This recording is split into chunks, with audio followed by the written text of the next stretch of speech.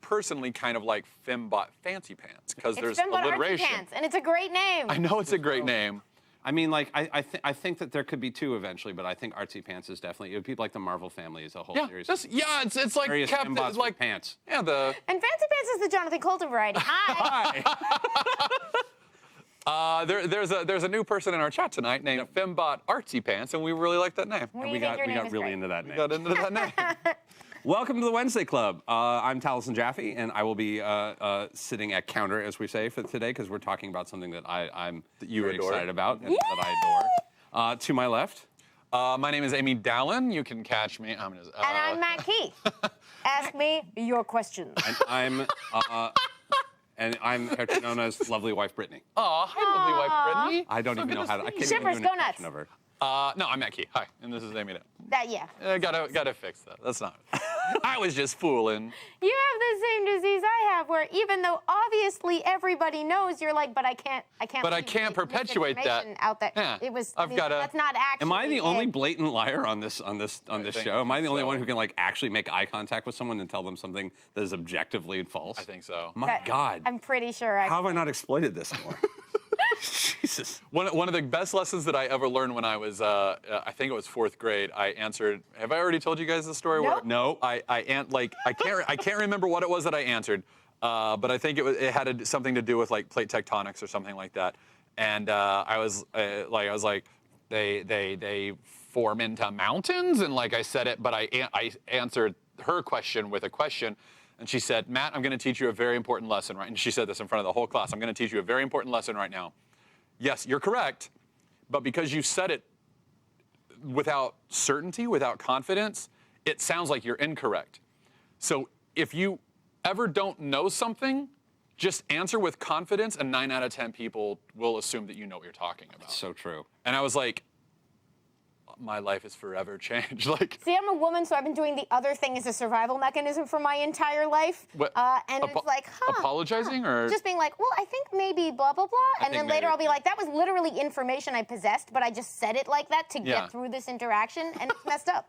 It is. Super messed up messed how up. we do My this. grandfather's version of that says always have an answer for every question, even if you're wrong, and then like take 3 minutes to think about it, and then after that 3 minutes go, no, wait, I've had a better idea. That's Wow, amazing. that's amazing. He was, and bless him, deeply full of shit. So have I ever told you about his game that he would do? He had this great like dinner party drinking game where he would go into people's houses or at his own house, and he had a thing where you could pull any book off the shelf, any novel. Had to be had to be a fiction novel, and read the first sentence. It's back in the '60s, and read the first sentence. Maybe the second, maybe the third, and replace any proper noun with blank. And he would tell you what book it was and who published it. And he did it by going into bookstores and reading the first 3 sentences of a lot of books. oh my God. The hard way. He's just read the first 3 sentences and kind of file that away. Oh my It's a God. fantastic way to look at the beginnings of books. Yeah. He was big onto bullshit. He was a big bullshitter. That's amazing. Sounds like he's from Texas. Well, New York, but that's a whole. It's a whole. He was a theater person. It's very. Yeah, I've been told that I tell good stories because my dad tells good stories. Hi, Dad. And it's the Texas bullshitting gene. Are you Big Fort fish? Worth, if I recall? Fort Worth. Oh God, I did it. Cowtown. Boom. I lived there for a year. Why? Cowtown? Cowtown. Yeah. That's what it's also called. A Cowtown. Cowtown or the No. Cowtown? It's called Cowtown. Cowtown. Like Oh, it's, nice. It was a big hub for a lot of like cattle trails. It's kind of the Orange County of Dallas, I suppose. Is like. There are so many I'm Orange not wrong counties. on that. And think about it. Meditate upon it. It is kind of no, like you're not Dallas in is- Dallas. It's slightly chiller. There's less I- going on. There's a botanical garden. Oh yeah, okay. I see how you Yeah. mean it that way, but like I see. I yeah. know, like socially, it's not, but it's very much the like. I don't want to live in Dallas, but I guess I'll live in Fort Worth. Yeah. No, that's yeah. Fort Worth. I love Fort Worth. Like it's a good city. They have a good bar. I found one very good bar. Billy Bob's. If you're in Fort Worth, go to Billy Bob's. Fort Worth. I was going to say the Ginger Man, but that will do too. I haven't been in Ginger. Anyway. Yeah. Hey everybody, we talk comics usually. We do. Today's episode is going to be I was interesting. debating on whether I was going to save y'all or just make it worse. Oh, bless you. Today's going to be interesting because I've been looking forward to this episode a lot. I'm a big fan. We're going to be talking about Warren Ellis today, and we're not going to get through everything. We should know better. No, we won't. And we're probably going to have to Man, do it's prolific. spotlights on Transmet. And, Oh, there will probably have to be some Yeah. spotlights. That's a whole nother episode. yep, That is whole other a episode. whole other episode. And this is one of those creators that has had such an immense impact on comic books and honestly fiction in general. And we haven't really covered anyone like him. I mean, like, he came up definitely with that Grant Morrison, with that kind of that big Vertigo push. And British Invasion. The British Invasion. And he does have, like, I feel like there are, like, very loose similarities in voice between him and Morrison. And There are moments. Like writing, like, just dialogue for characters and stuff like that. Like, they both have, like, really Let's fun broad dialogue. outlines. He is a British comic book author who broke into the scene in the mid-90s. He'd worked some in England and then started getting work over in America and has bounced around between most of the big companies and is working prolifically to this day. And his work often features very interesting themes of science fiction and transhumanism. And from there... Yeah, look at that. he literally, his first book, it was Deadline 24 in 1990, with part of Whoa. UK publishers. He'd also worked on Judge Dredd. Wait, he worked on, really? Yeah, he had Judge Dredd magazine, volume I think 1, it might be number 7. mandatory. I think if you're yeah. British and they're like 2000 AD, walk through those doors. And did a bunch of stuff in Britain and fame. And I only know a lot of this because I actually got interviewed for a documentary on Warren Ellis many years ago. Captured Ghosts. You can find it on Amazon Prime, or at least Amazon. So he used the weirdest quotes from me. I love them though. But he got brought into Marvel Comics by Archie Goodwin, of all people, the editor. Really? Yeah. Which it took me a minute. Yeah, I only. What was his first Marvel? Hellstorm, Prince of Lies. Whoa. Yeah, that I makes need to sense. read that. I have never read it.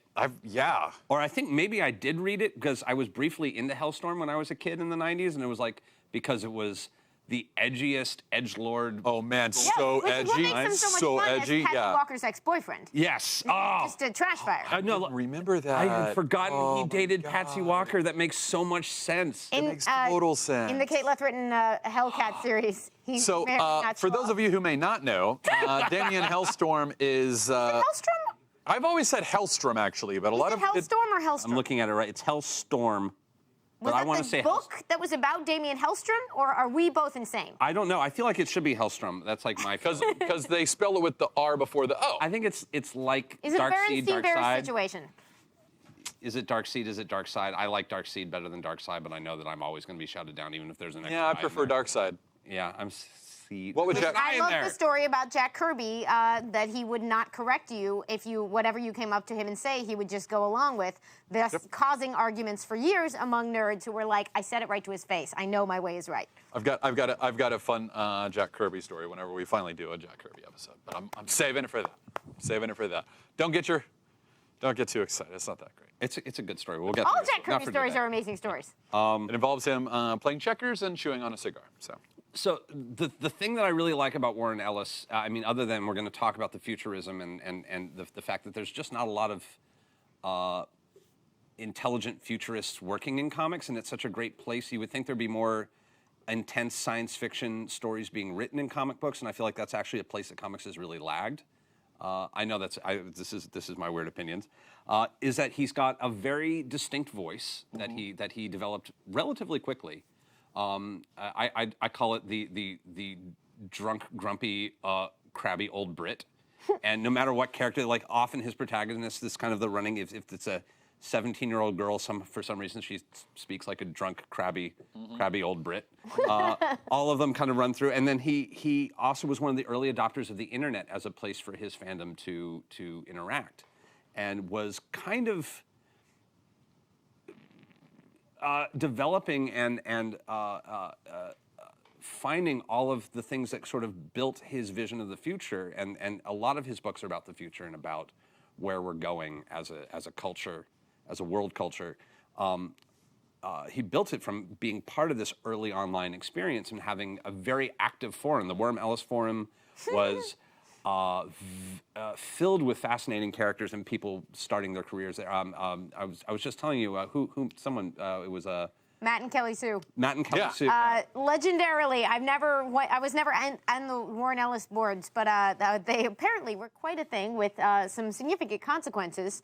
And yeah, they What? apparently met. The two of them met on the Warren Ellis board, and Yeah, that's what I've heard too. He has remarked of like watching them start to flirt at each other in the forums, and now they are married and babied. Now they are married and a powerhouse of creativity. Pretty sure their children are going to take over the world. Yeah, and Oh yeah, if they haven't already. That's what I mean by significant consequences. Yeah, Franklin Richards for sure. He's definitely also shepherded a lot of young talent through the industry and has been very good about giving back. He has made friends and has had very interesting dialogues with people from across the spectrum of scientists. I'm going to pause because Yeah. I'm pretty sure they know, but I just realized Kelly Sue DeConnick and Matt thank you. Fraction Thank are you. two comic book writers, and they are married. And we just first named them as if we're all best friends. Yeah, We are. We are. We're best friends. not yet, but we're working on it. We really want to be. It's not weird. It's weird. It's weird. It's a little weird. It's not weird. And he's so articulate in his view and understanding of the world and where the future is going, and his vision of how societies interact. And not a lot of the people that I meet in the comics industry, I'll say mostly on the writer's side, less on the artists, are people who express themselves through their comic books and are not necessarily well built to express themselves outside of it. There's a Not certain all artists express themselves off the page as well as they do on it. and he is a deeply articulate person with a definite vision of the world and a dark, mean sense of humor. I didn't pull it up. I may try and pull it up later. One of my favorite moments once he discovered Twitter, which he's much less active on these days, was live tweeting the opening of the British Olympics, the Olympics in London. Oh my. And he was I believe he was on cough medicine at the time, and it is the darkest interpretation of everything happening live, and it is one of the funniest reads. It's just is James Bond just parachuted in to shag the Queen, and it's just like, Oh my God. That's delightful. You told me earlier, and I don't know if it's time for this or not, but I really want to hear. He did a review of Infinity War. he that did. is spoiler-free. It's very short. It's no spoilers. We are not going to be Oh yeah, spoiling anything. we should mention that right off. We are not going to be discussing spoilers about a certain giant movie we have all seen. No. But we do understand that you all want to hear our opinion, so we're trying to find another forum for that. But, Yeah, thank you for and tweeting that you wanted to. We'll that. probably end up talking about it on like something. We'll talk to the people. We'll figure it out. We'll figure it out. But we want to get our opinions out there and answer your questions. Any questions? I wasn't saying that. It's the rest of your life now. You know that, right? Yeah, it's fine. I like the show. I'm proud of it. You did a great job. Thank You should be. You do great work too. So this is short, and I'm going to read it, and this will also give you a sense of kind of his voice as a writer, and kind of his weird his feelings on things. He's also famously, well, we'll get into his feelings on superheroes. So, Infinity War then, no spoilers. It is perhaps best understood as an unprecedented brand power move. It is not a film as that term is commonly understood. It is a sequence of connections. It's a statement from a bizarre place of popular culture ownership.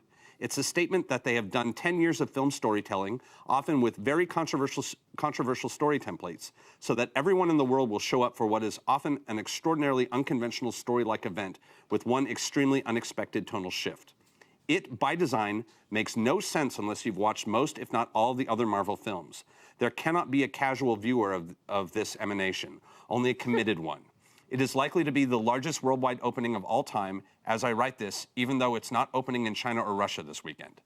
The production values are near perfect. The days of slightly janky Avenger special effects are long gone, and every pixel is painted with jeweled, exquisite skill.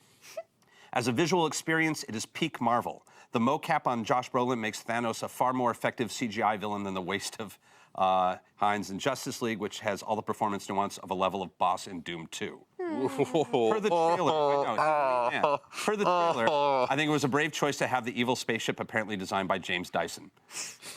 The writers and the directors worked very, very hard to make something that did not feel beholden to rules. They'll stop the thing dead for 60 seconds to do a gag. There are a lot of gags. I mean, no possible joke goes unjoked. Nothing I say here should be taken to degenerate the work of those people. They have achieved a remarkable thing. It is not a movie. It is a brand manifestation that wants to have prolonged, eager, and reasonably skilled cultural sex with you.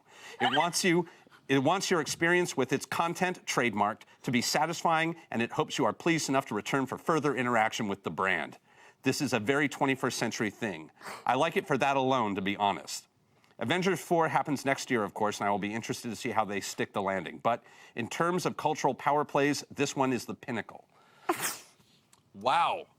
He doesn't even really, like, that is the most Warren Ellis, It is talks- impossible to locate the edges of sincerity and cynicism in that description, and I'm not sure there are any edges. No. Yeah, I feel like it's... It is a perfectly curved blade that somehow still cuts despite having no point.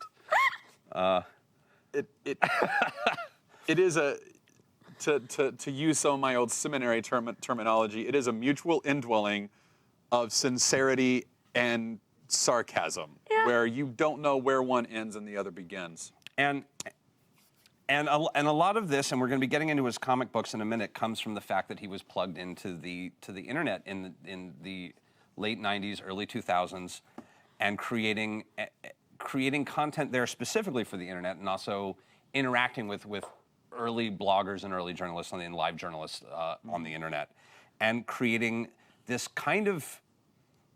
It created a group of people who were having conversations about what the future of pop culture looked like, and it was not a shiny future that they were. Like, there's a phrase that comes up a lot, and we're going to be talking about it because a lot of his books are either attempts to sort of educate or warn about this notion of what the future holds, or desperate attempts to fight against it, I suppose would be. Desperate, bitter, drunken, angry optimism. The most vicious, mean, cruel optimism that a man can manifest. Vicious optimism. Yeah. And the phrase that got thrown around a lot in the time was grim meat hook future. You told me this before, and I was like, okay, wait, what? And Yeah. then I was like, wait, and tell me on the show. Tell me on the show. One of my favorite things is that before the show, he said that to me too. He's like, Yeah, grim meat oh hook boy, we get to future. talk about grim meat hook future. I was like, Taliesin, one of my favorite things about you is that you presume that we all are caught up to speed at where you're at. I assume everyone times. I assume everyone just like lived on that blog like I did, and really enjoyed like things like Edison hate future. Did that actually load, or did I send you just something that is incomprehensible for? I knew it- Chief.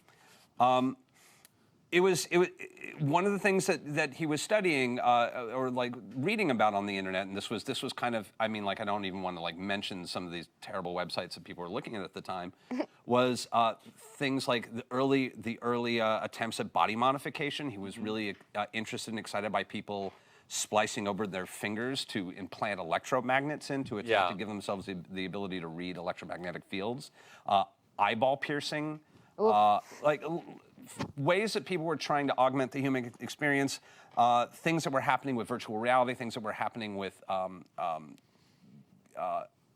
connectivity and technology issues. And one of the things, there were lots of different schools of futurism that were going around, and ideas of the one that became most prevalent, and probably the one we're living in now, was this idea that that technology is going to stop doing anything to us, that it's now just us and whatever we build. And the idea that we're just sort of stuck being who we are and no technology is going to help. And this is kind of the idea of the grim meat hook future is one of famine, one of drought, one of technology advancing but without any human advancement to it. Like, I found a great breakdown. This is not one of the, like, from the official one, but everything will be grim. Where we are going to get more positive. Brace yourselves. I'm sorry. Owing to a breakdown in the laws of supply and demand, there will be an overabundance of meat hooks. Each meat hook will be wirelessly connected to the internet, allowing every act of brutality and every human right abuse to be webcast instantaneously. The key technologies that, and then every hook to have its own unique IP address. Spectral computing, which will allow computers to be built into the meat hooks. RSS will allow the distribution and aggregation of every meat cast on the planet. Diable voting machines, which will give people ties to the meat hook industry, an unbreakable stranglehold on power. Genetic engineering, which will give teenagers an intelligence span to watch 6,000 human rights transgressions per minute. It was just this dark, terrible view of the future. And Transmet, which we will briefly talk about, was kind of the first of many of or one of the many predictive, we are going down a very dangerous path. Please, God, somebody do something about this. There we are. There we got Edison. This was one of the things, he had these kind of sad, angry, little poems that he would write that were called Edison Hate Future. And they would all be in this very broken, misspelling text, and it was always just this angry Thomas Edison being angry at everything and hateful and sad. And he predicted so much of what we're dealing with today in this kind of dark, terrible way. Warren Ellis? Warren Ellis, it is, Not Thomas Edison? well, Thomas Edison was like the proto-jerk, I feel. But one of the things that he did do was push a lot of different narratives of what we're going to do and how we're going to react to the inevitable breakdown that we are currently sort of experiencing. And we're going to talk about fun. Where do we want to even start with this? I mean, we can go in order of operation. well, let me get this out of the way. Bring it. He did write for Doctor Strange. Character he shouldn't have written, in my opinion. And He did? When? He did. Oh, I'll late find it. 90s. Okay. It was, I think it may have been after Straczynski did his trade, his 95. 95. Yeah, it's around that same time. 95. Strange, and it, beginnings and endings, or what, I think it was what it was called. It's the one where like the cloak is now like the coat of levitation, and it's got like remember when Doctor Strange had like had weird sunglasses, and like he was like it was a period of time that was not a good look for it. It was about a period of about 7 years for Doctor Strange where I did not necessarily really care for him all that much, which is why immediately after falling in love with the character, I started not liking what they were doing with him. So then I went back in time and started reading the stuff in the 80s experience of fandom and to be 70s. like, I love this thing. I hate what you're doing with this thing. Yeah, and I was not a fan of what Warren Ellis did with Doctor Strange. I'm actually going to flat out come and say that most of his early superhero work is not my favorite, and one of the reasons for that, I think, is that he did not grow up on superheroes. He was not he was not a superhero reader. He was not into it. He didn't know. It wasn't really his thing, and he famously. Oh yeah, we're about to. Come on, that page is magic. Oh no! He learns. Yeah, He absolutely learns. I think this is exactly where we're going to go. But I have to get that out of the way. Oh, yeah. Not my fit. Like Probably it was. my first Warren Ellis was when he took over Generation X, and I was a young, dumb kid and was like, what? It changed, It's and a I don't lie. like change. And then later, I got introduced to like Transmet and was like read all this amazing stuff. Like that first trade of Transmet is great. I love Warren Ellis. Like I just didn't. He was famously quoted as saying he didn't like superheroes. And he wasn't a fan of superhero comics. And There we go. Yeah, there we are. I mean, it looks like the costumer from Buffy the Vampire Slayer dressed him or something. I'm kind of into it. I don't know. I like the coat. I just don't like the white, weird, like untucked shirt could have thing. done something. Any other November color with the 03, white. is that right? Actually, if they turned the white shirt blue, I think I would have been into it. Maybe. Blue. Yeah, maybe. I don't know. Like I'm not. Yeah. It's okay not to like things. Issue 83. Yeah, 83, 85. Cool. Marvel Edge. Oh Lord. Fine. But I do like his face and his hair. Well, that's an artist I'm a fan of. Yeah. But he was later. Thank you, Chief. He later said his problem with superheroes, he felt that he didn't like their domination over the industry. Okay. And he said it was Fair like going into a bookstore and finding out that all but 3 shelves in the bookstore were just novels about being a nurse. Sure. So he Just hated nurse the comics code. Yeah, he didn't really know what. code. And he eventually, like one of his quotes when he started, I think it was when he started getting really interesting. He said, Archie Goodwin once told me the only qualitative difference between superhero comics and soap operas is that superhero comics replace love scenes with fight scenes. Fair. Yeah, and he eventually started doing some really interesting stuff with superheroes. And one of those, and this is going to be, we're going to try and give you some of the less depressing Warren Ellis works first so you can sink your teeth into the vibe before you are like, oh God, I don't want you to break my brain. Let's talk about Next Wave. Yay! Yay! Next Wave is Agents of super Hate. fun. Super fun. I fucking love You talk about Next Wave all the time. Taliesin really does talk about Next Wave like it's related to him. As a young voice director, I dreamed of voice directing and casting this show for Marvel. So like I did it in my head. Like when it came out, I was like, Liam O'Brien has to play Machine Man. That's what. Oh my God! Yes. You can hear it. You can hear it. Still, it's been over a decade, and it's just like. Can we get him to come on the show and say something about fleshy ones? I may have to get Liam to do that later. So.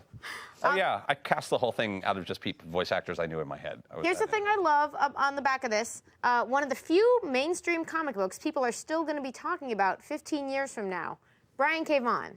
This book came out in 2006, 2007. I have a button for that. Yeah. We are 12 years on, and it isn't that all comics from 2006 have been forgotten, but he was dead on. That this book gets, like, it only ran 12 issues, and it gets brought up constantly. It gets recommended constantly. It's finally back in print. Was this the same time that Civil War was out? Because they they have that crossover where they're like, we're not doing it. There's actually a cover. There's an amazing That's what I'm cover. looking for, yeah. Bless, I put in 11, the gallery I think, that didn't so work. skip to the end. Yeah. Yeah. It's written by Warren Ellis and drawn, crucially, by Stuart Immonen, who is a freaking genius, one of my favorite artists of all time. Yeah. And it's amazing work. This is so every Civil War cover kind of had the same thing where half the cover was just like a weird texture, and then the other half was. But they did one, since they were not doing a crossover, they did one where like Not part of a Marvel Comics event, and then it. What is it? We we don't care. Please love us, and Mark Millar licks goats. Yep. Directly after a straight-up parody of the Ultimates. Yeah. With a Civil War with a question mark. Civil War? This was also one of the first books that had like a real like the weird Q&As and had a lot of audience interaction, which was unusual at the time. There we go. There we are. Man. Yeah, they followed the exact visual formatting of every other crossover that was coming out during the Civil War event, except it had nothing to do with Civil War at all. So this is a very irreverent book. Each story is 2 issues. Like they don't really interconnect, and it was kind of designed by its nature to sort of be a not real thing that was happening in the Marvel universe. Like it was obviously meant to be ignored. Yeah. It's supposed to be sort of an absurd comedy, over-the-top tale, taking 5 characters that you probably weren't paying attention to and sending them on a very self-consciously ridiculous story, except everybody loved it. Everybody loved it so much that they actually, Machine Man, Aaron Stack, kept his characterization in this book outside. Like these were not supposed to be real versions of this character, but they decided that it really happened at some point. Which I do wonder now that having finally, I've been like, I've seen bits and pieces of Next Wave, but I had never sat down. It's only 12 issues, and I've waited so long to actually read the book, and it's amazing. But for the longest time, I've been like, yeah, I love all the versions of characters that came out of this. I'm sure this can be canon. And as soon as you get to the part where may I spoil that, the first flashback. There's going to be spoilers for this book. Monica Rambeau as a child killing a dog. I was like, okay, I don't know about this, but this book is hilarious. So I have a theory about this book. About the entirety of this 12-issue run. The frame you just pulled up. Oh, man. Towards the end of the book, there are villains that come out that are, as far as I remember, they all actually were in this, right? Like some of the villains, I can't remember any of them. One is for sure, but the one other is for sure. Well, and like the Incredible his team might be real. Bulk, I think the other 2 teams aren't. Charlie America, Bulk are on this cover. So there's a comic from late 70s, early 80s, if I remember correctly, called Not Brand Ech, and it's like ECHH. Here you go. And one of the villains towards the end of this book read these books and created super villains to fight the agents of hate based on these. A classic, a Marvel self-parody book, which is, of course, the perfect reference point for Next Wave. Yeah.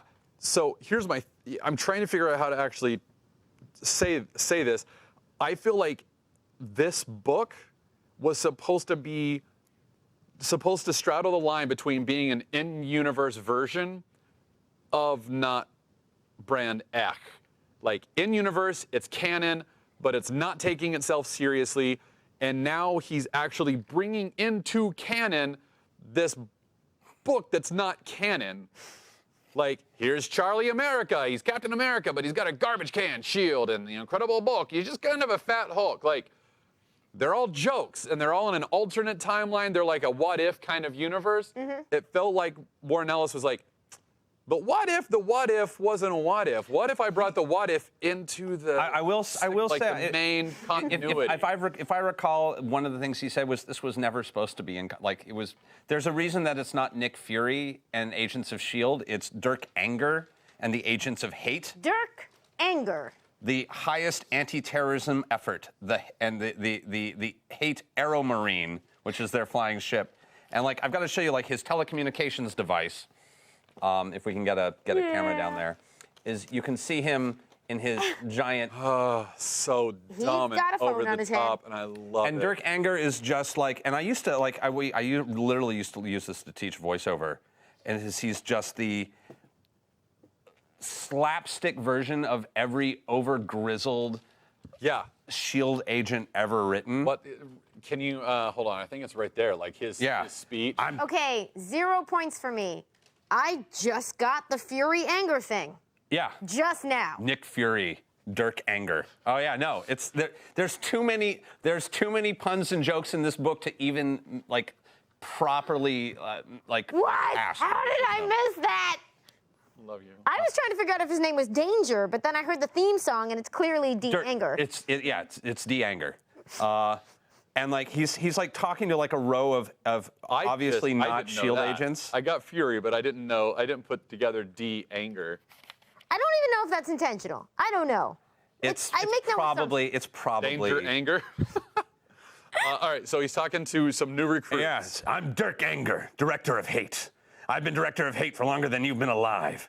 Except maybe you. You look kind of old. Where are you? I'm 30, sir. 30? You look like a bag of dried buttskin. I'm older than you. I'm 90 years old.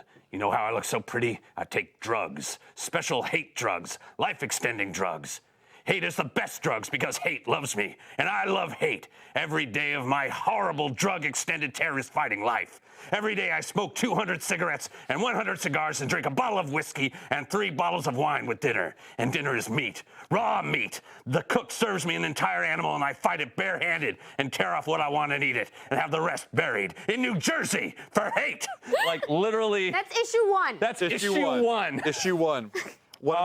One of my favorite quotes from this comes from Captain.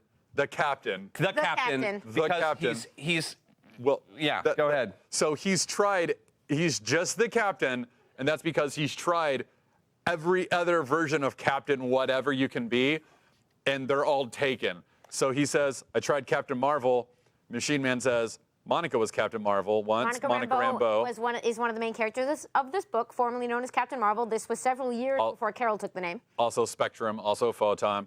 And then Captain's answer to him is, there have been like 8 Captain Marvels. One of them was an adult movie actor with a yellow lightning bolt tattooed on. Anyway, like that to me is like it felt like he was pointing at Shazam. Like very kind of a yellow lightning bolt. Ooh. I was just like, oh man, poor Billy Batson. Am I wrong? I don't know. You could be right. Captain Marvel, yellow lightning bolt. I'm just saying. There were other Captains Marvel, and Billy Batson is a child. I know. Fine. What makes it dark and awful. Which is what makes it as dark as a Warren Ellis book would probably Also, be. there are Elvis Modocs in this book, for God's sake. Yes, I mean, it's the Modocs. so many good Also, Modocs. in this book, going back to what you were talking about earlier with the whole Dormammu thing, or Doctor Strange and Brave. So in one of the issues, the evil organization opens a portal to not the dark dimension, but the dim dimension. They first call it the dank dimension, and then they change it to the dim dimension. Dim dimension. And it's just great. Because it's not dark, it's just a little dim. Just dim. So Dormammu rolls over the dark dimension. I think it might be like It's the son of Dormammu. It's the son of Dormammu, It's right? the teenage son of Dormammu. The teenage son of Dormammu. Who's the worst. He's the worst. Rorkanu, I think is what they named him here. Yeah. Rorkanu, master of the dim dimensions, is summoned. The Dread Rorkanu. And Specific. is asked. He's paid $100. 100 Earth dollars. 100 Earth dollars, which he celebrates. I have 100 of your Earth dollars. Yeah. He's not good at In negotiating. order to borrow the mindless ones. Who are the mindless ones? The mindless ones of the dark dimension are all mindless beasts of immense strength. They are appropriately described in this book as having laser faces. Imagine a clay face body, but no face, just a Cyclops sort of red visor right here that they can shoot damaging beams out of, and they have immense strength, and they all essentially are a hive mind to a Dormammu. Here we are. Right? Yeah, there we go. Yay! So they can all kind of be mind controlled at once, and they're very dangerous. They're interdimensional magic space putties from Power Rangers. Yes, that's a perfect way to put it. Yeah. But in the second book, you see them on skateboards. And I love that they never like. I want to know You what never the see deal them like was. this. Like, Yeah, you never. It's never explained why. But you see them on skateboards. If we can get a close up of that. It's all right. Chief has a lot that he's doing. That's fine. They're on skateboards. They're driving a car.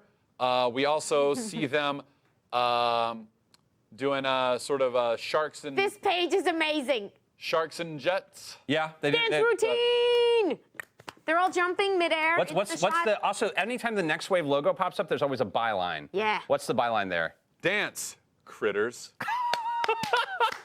Next Wave. Dance. But here might be the best. Sorry, Chief, to do this to you one more time. Here might be the best.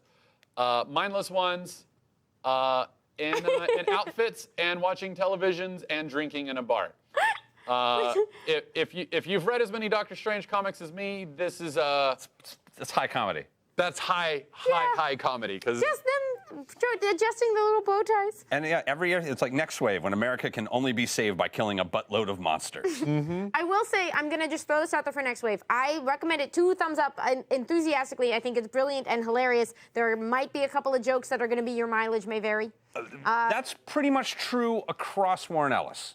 For I will instance, say. Rock Mamu, what's his face? Rock Nanu, I just read this. Rorkanu, Master of the Dim Thank you. Dimension. He demands to be paid in dollars and girls. And specifically Suicide Girls. Yeah. Yeah, 'Cause- specifically the Suicide Girls. There's a lot of jerks in this book demanding women for various things, and it doesn't follow through, but it is one of those, like, just flagging, like... It's there, and usually it's a signal that they're probably going to beat the tar out of them. They're all but yes. bad people. Huh? There is And definitely a... the way. What? We were not supposed to comment on that. That was... Don't undercut the sneakiness. And the way that they take out Rorkanu, I don't want to spoil it too much, but it's awesome. Yeah. It's very funny. And Thank you, chat, for filling up with dance critters. There's also there was a theme song written for this. By maybe the editor? I saw some people crediting it to Warren Ellis, and then some people said it was the editor's band, and I don't know. By Thunder Thighs was the name of the band. And I don't quite know how it happened because it was the internet. There were a lot of conflicting stories at the time, but it was. I don't remember any comic book having a theme song before. I felt like that was and it was so on brand with the absurdity of the books. Oh, it's so good. Yeah, and some of We the can't play you copyrighted stuff. But no, but we can't say it's like Shakespeare, but with lots more punching. Yeah. It's like Goethe, but with lots more crunching. Goethe. Oh, sorry. Like Titanic, but the boat's still floating. No, it's not. The motherfucking boat is exploding. Next Wave. Next Wave! And then it actually even does like the roll call of all the characters. And Monica is going to microwave your bleep. Beep. Tabby is going to steal all your stuff. Aaron is going to organize your sock drawer. Elsa is going to speak with an accent. Captain, his name is the Captain.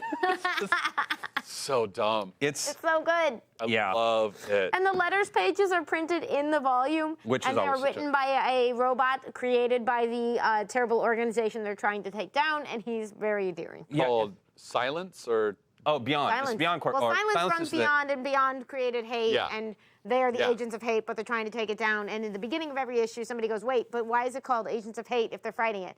And then he distracts you. And then he distracts you because they are, in fact, fighting the hate organization, even though they are agents two of more hate. things that I love from this comic that I want to point out is this page. Yeah, oh my God. So that is one of the So- best in jokes. Okay. So this is Oh, such- boy. Oh, my God. Was this specifically, yeah.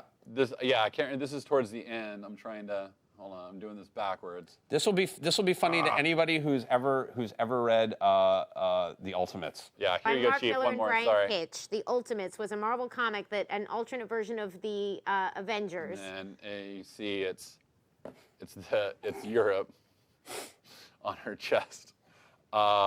It's so funny. Do you think this letter stands for?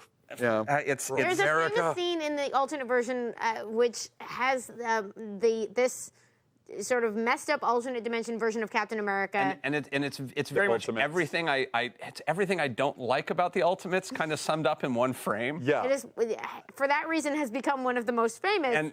And it's sort of like. What is it that he says? He says, "Do you think the A on my head stands for France?" Is what he says. Yeah, something like Which that. I've yeah. always found a huge problem because a World War II veteran would is know the last better. person in the Yeah, world who who would would say denigrate that. the bravery of the French. Yeah. But it's, it's supposed to represent the idea of Americans failing to respect the international community. And so there's a famous thing where Captain America points at that and says, "Do you think this stands for France?" And Elsa Bloodstone, British monster hunter, gets accused of being a victim or something. And Yeah, says, you think this stands for America? It was such a nice little poke at that. Mark Miller likes goats. Mark Miller, let's go. And then one more. That just, I know there's so where many. they have a couple of times I saw this, a brilliant nod to Mike Mignola's sort of Hellboy art. Shout out to Stuart Immonen and Inga Yeah. Wade von Graubacher Right? and the colorist McKeag, I think is the name. Yeah, I They're can't remember. unbelievably talented. Unbelievable. I had trouble trying to figure out what pages of this I wanted to show off, just because every page is such a beautiful rendition, and like you fall in love with Aaron Stack and his really aggressive Need for misanthropy. And Tabitha, for people who don't know who Tabitha is, she was an X-Men, not even X-Men, she was a She's one of my mutants character. all-time Yeah. faves. Boom yeah. Boom. Boom Tabitha Boom. Boom Boom Smith. And I loved kind of the reimagining of her as kind of a Paris, like a mutant Paris Hilton, was kind of Yeah. spectacular. I only love Yeah. it because this book is so good. Yeah, I know. I But mean, I like love it. in the wrong hands, it In the would've been wrong hands, terrible. it would have been a mess and very insulting. But like with Warren Ellis, like he had fun with it, and she had a lot of great moments. Like she had like this sort of Paris Hilton, like, oh my God, stop it, whatever. But like, Zomji. but yeah, Zomji. But like, she's also a total badass She's and great. redeems herself more than She is enough. So she also had one of my favorite lines, which was during the Fing Fang Foom fight. Fing Fang Foom, who's a giant green lizard that they fight, who wears my purple God, underpants. yeah. And at one point, he says, "Fing Fang Foom, put you in his pants," and she screams, "No!" And there's I'm coming. He said he's gonna put me in his pants. And Yeah, Fin Fang Foom wearing pants is kind of like a nice running joke. oh yeah, like literally, I think they Among ended an fans. issue with, "My God, it's wearing pants." Yeah. Yeah. Oh my God, It's a it's giant wearing dragon pants. thing. It's a thing. It's He's like a 100-story dragon that wears purple. is like pants. reawakens. He was originally an Iron Man villain. I think you debuted in Iron Man. Yeah, he was an That's Iron Man exactly villain. like late 60s. I can't believe I know that.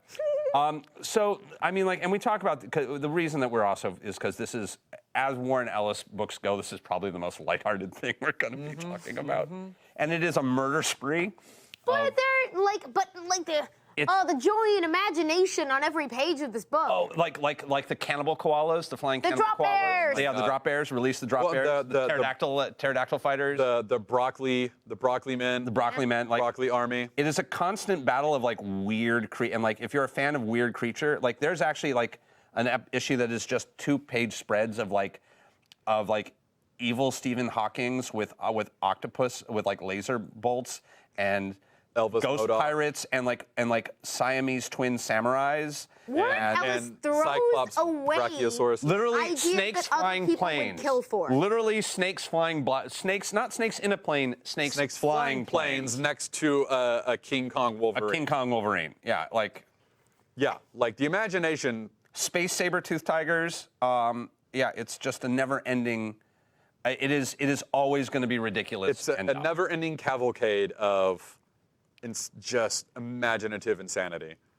Yeah, it's great and it's bubbly and fun, and I think it's like it weirdly kind of like these are characters that you just wouldn't come across otherwise. Oh God, or like when they meet the Eternal, like was it the flashback to Aaron Stack Aaron with the Stack Eternals. with the Eternals. Oh and my God. And they're just dicks. We have determined that You suck. you suck. You suck, Aaron. It's just We're taking you and back to they're that just terrible mean. planet. Yeah, they're like mean They're just mean celestials. celestials. They're just bullies. They're terrible. It's also very much a comic that is into showing off what comics are and like having fun with it. So the sequence you talked about with the 2-page spreads, it's It's designed, it is poking fun at the like gigantic fight scene 2-page spread, but it is also a glorious and wonderful example of it. And they do 6 of them in a row. Yeah. And one of them says like, I am wasting your money. Yeah.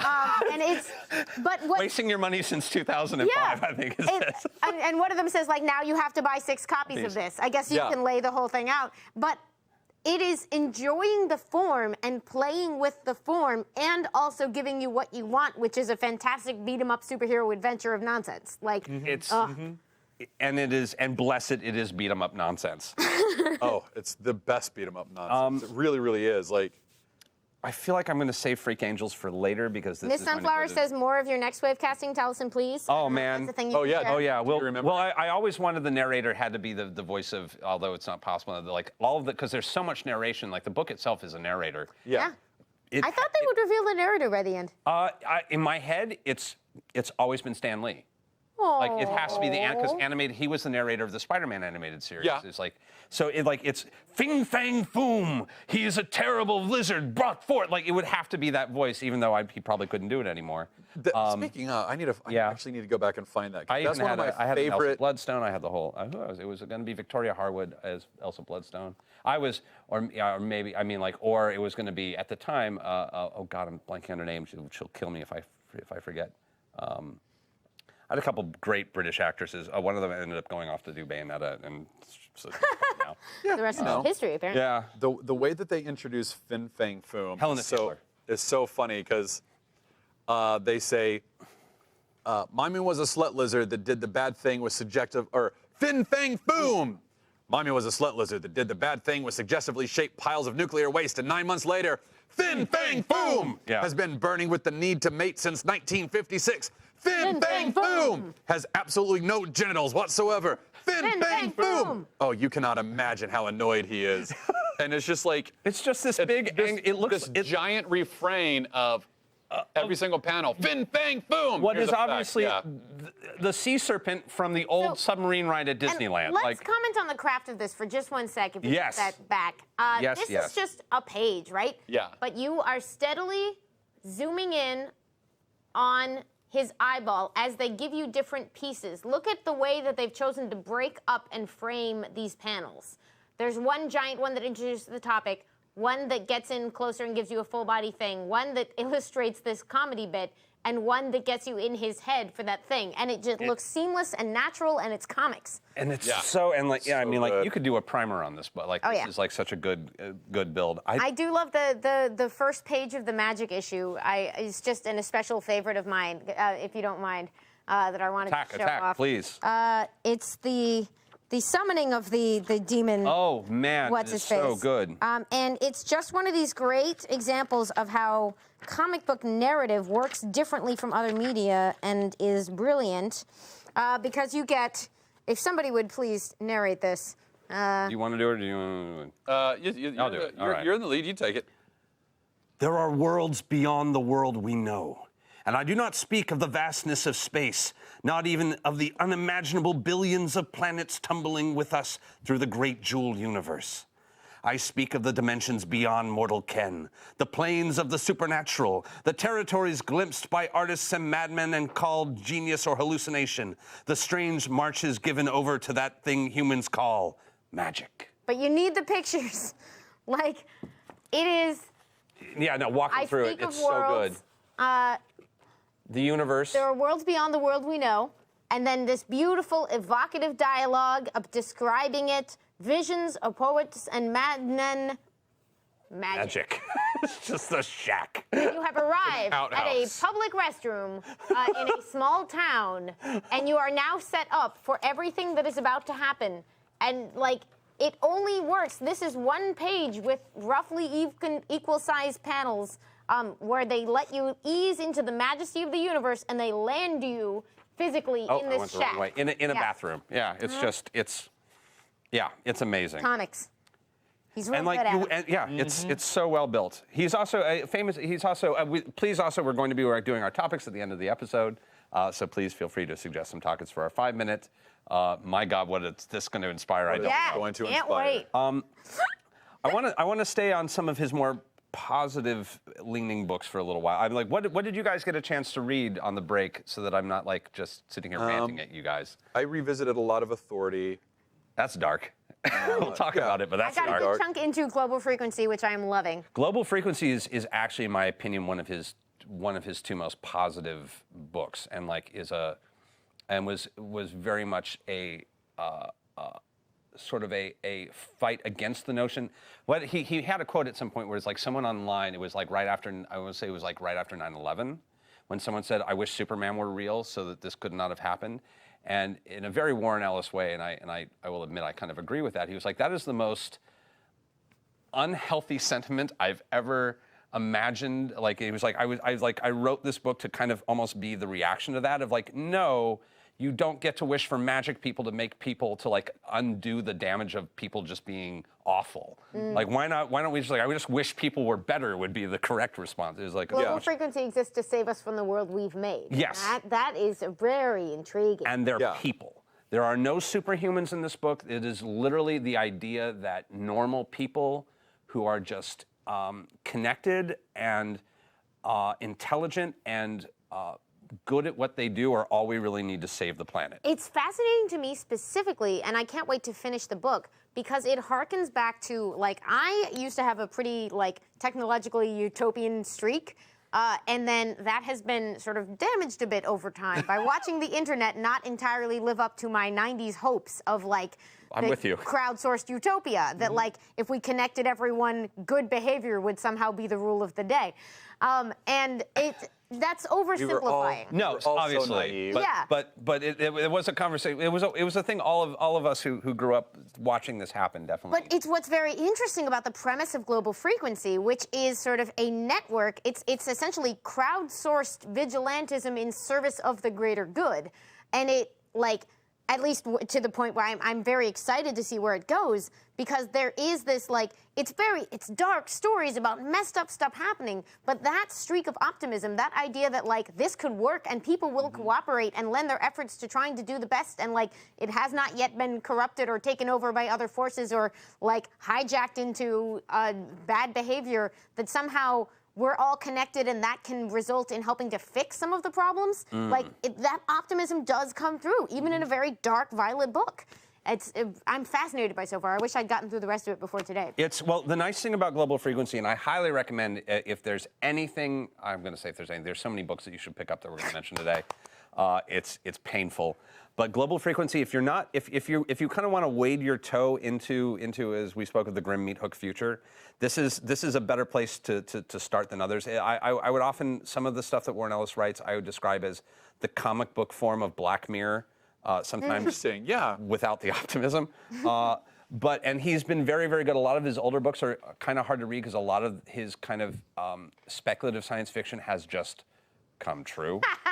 A lot of it has just happened. You're like, now. oh, that happened, yeah. And like, so it's kind of like funny to just see, like, even his idea of what the global frequency could be is antiquated just by his notions of where the technology could go now we've already surpassed. Sure. Yeah. And that's fast. And like, there are things in that book, like it was talking about parkour before parkour was a thing everybody knew about. And like, there's a lot of, it's him delving into some of these things that futurists and people are experimenting with even today, right now, and kind of figuring out what it would take to get a handle on them.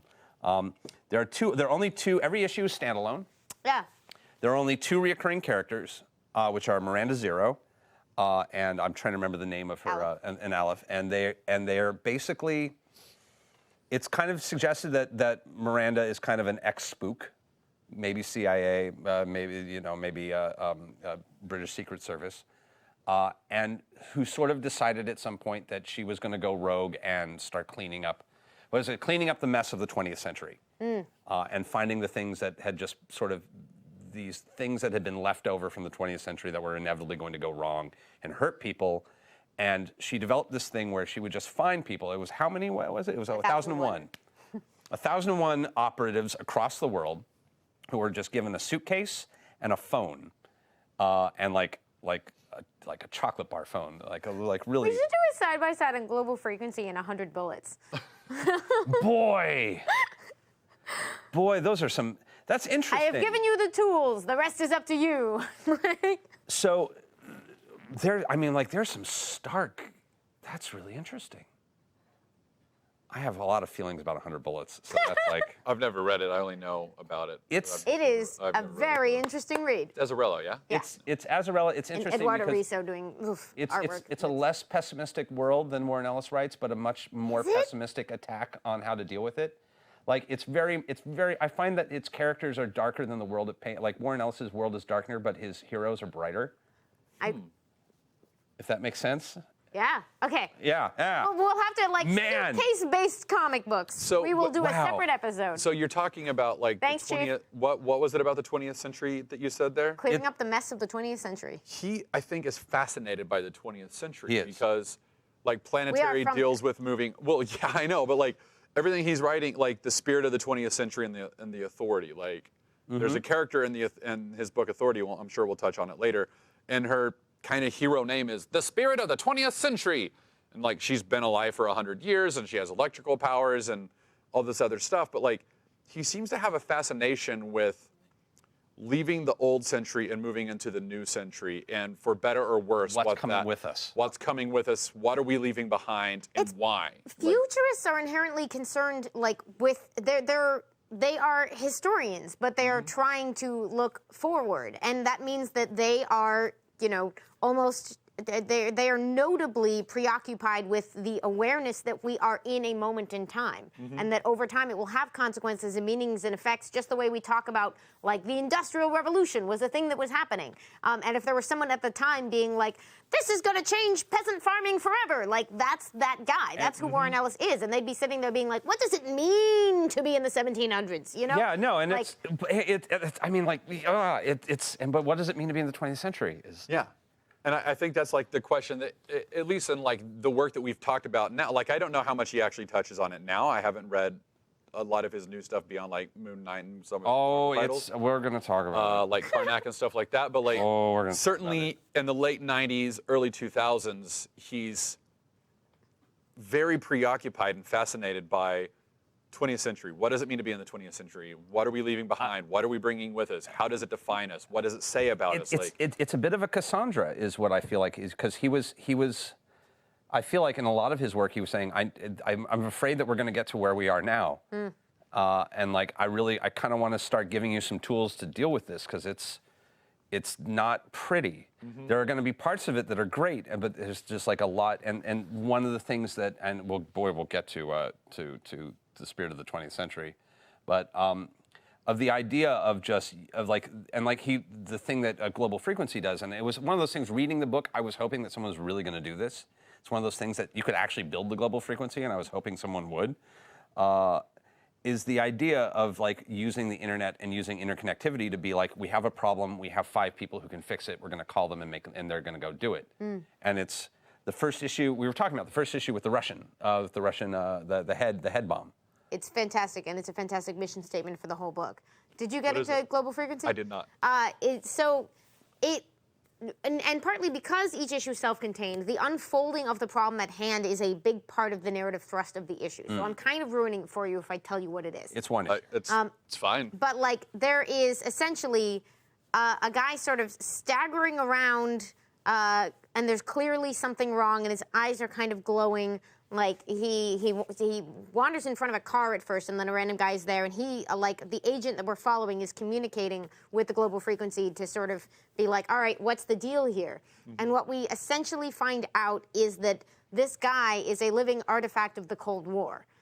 He had sort of proto-telekinetic powers, and they were doing research into space-time, and essentially he had been wired up so that he, with amplified versions of his telekinetic powers and their research into space and time, he could open up a wormhole to a bomb back in Russia if they needed to activate him. Wow. And the thing is, what you find out over the course of it is that, sorry, spoilers for the first issue. This is only one issue, yeah. But like, he's essentially just having seizures because this piece of outdated technology has been in his head for 30 years, and nobody who was designing this tech thought was designing it to last 30 years. The kind of stuff we actually deal with all the time, where like we designed a piece of technology, but we nobody thought like, gee, maybe the metal will degrade after 30 years in somebody's head. Like, the Cold War ended, this guy went about his life, like made a life for himself and whatever, and now essentially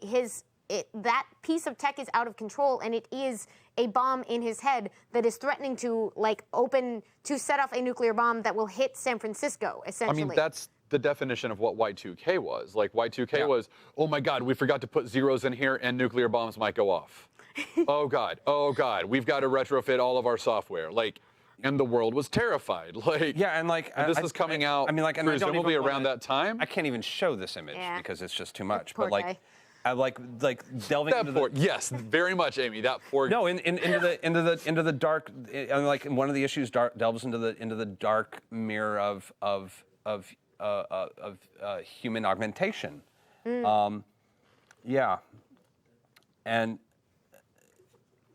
And talking about like just the human dysmorphic effect of someone being rebuilt from scratch.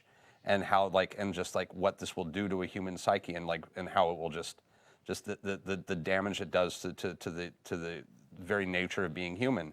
They talk about subsonic resonance frequencies and how earthquakes can trigger mass hallucinations. And there's so much in here, and there's so many interesting ways that they just sort of look at weird little pieces of chunks of strange 20th century lore, and how they're just waiting to kind of hurt us with how we can fix it. Yeah, technically it's not like supernatural stuff. The guy who can make wormholes with his brain is clearly like, that's science fiction amped up.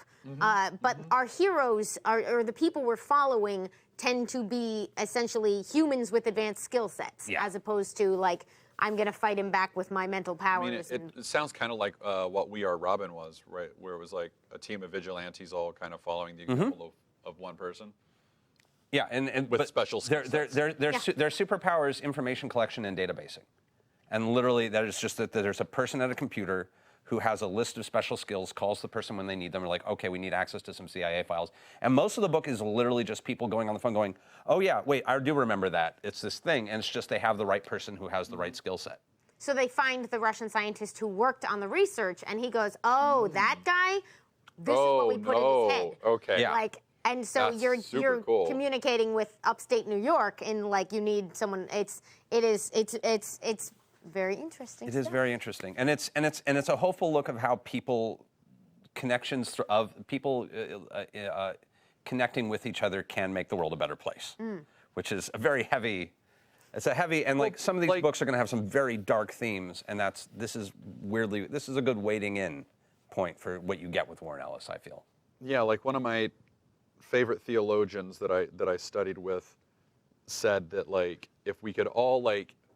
This is where, like, I think you've heard me talk about, like, a theologian named Peter Abelard who said, like, you know, Jesus didn't die on the cross for our sins. Is that the same Abelard as Abelard and Eloise? It is. Ah.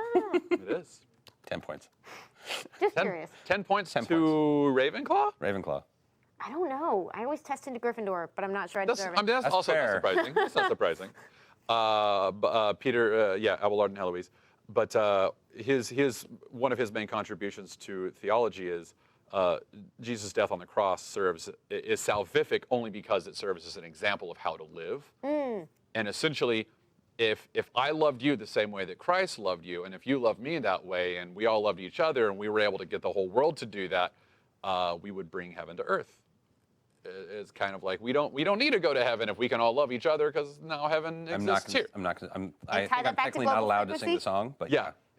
By an artist with the last name of Carlisle. Yeah, me too. But like there's so like you're talking about that, and I'm like filtering that through my like. There's very little love in this book. Well, there's one issue. Theological There's a lot of love. It is interesting because there's I'm curious to see how much this continues, but there's a strong theme that a lot of the folks with these skills are coming from they're trying to make up for the various organizations that they trained in and served previously, which is very interesting in like a post-NSA Edward Snowden kind of That's world. about half the members of Global Frequency, and the other half are people in disenfranchised subsets of culture. There's a lot of There's a lot of people in like what would be the phrase I'm looking for? A lot of people who would be higher ups in these organizations, except that they're LGBTQ or marginalized groups. Or, marginalized groups. Yeah, there's a lot of marginalized groups that kind of wander around this as well, disenfranchised, of one form or another, and kind of these people who are just sort of on the outside of everything, just trying to help keep everything together. It's not even making it better, just keeping everything from blowing up. Yeah. So you read The Authority. Tell me about The Authority, because I've been putting off reading. Oh man, I have some things, but you go ahead. I need a little help on it. I can help. Like, did it follow? Was Stormwatch also?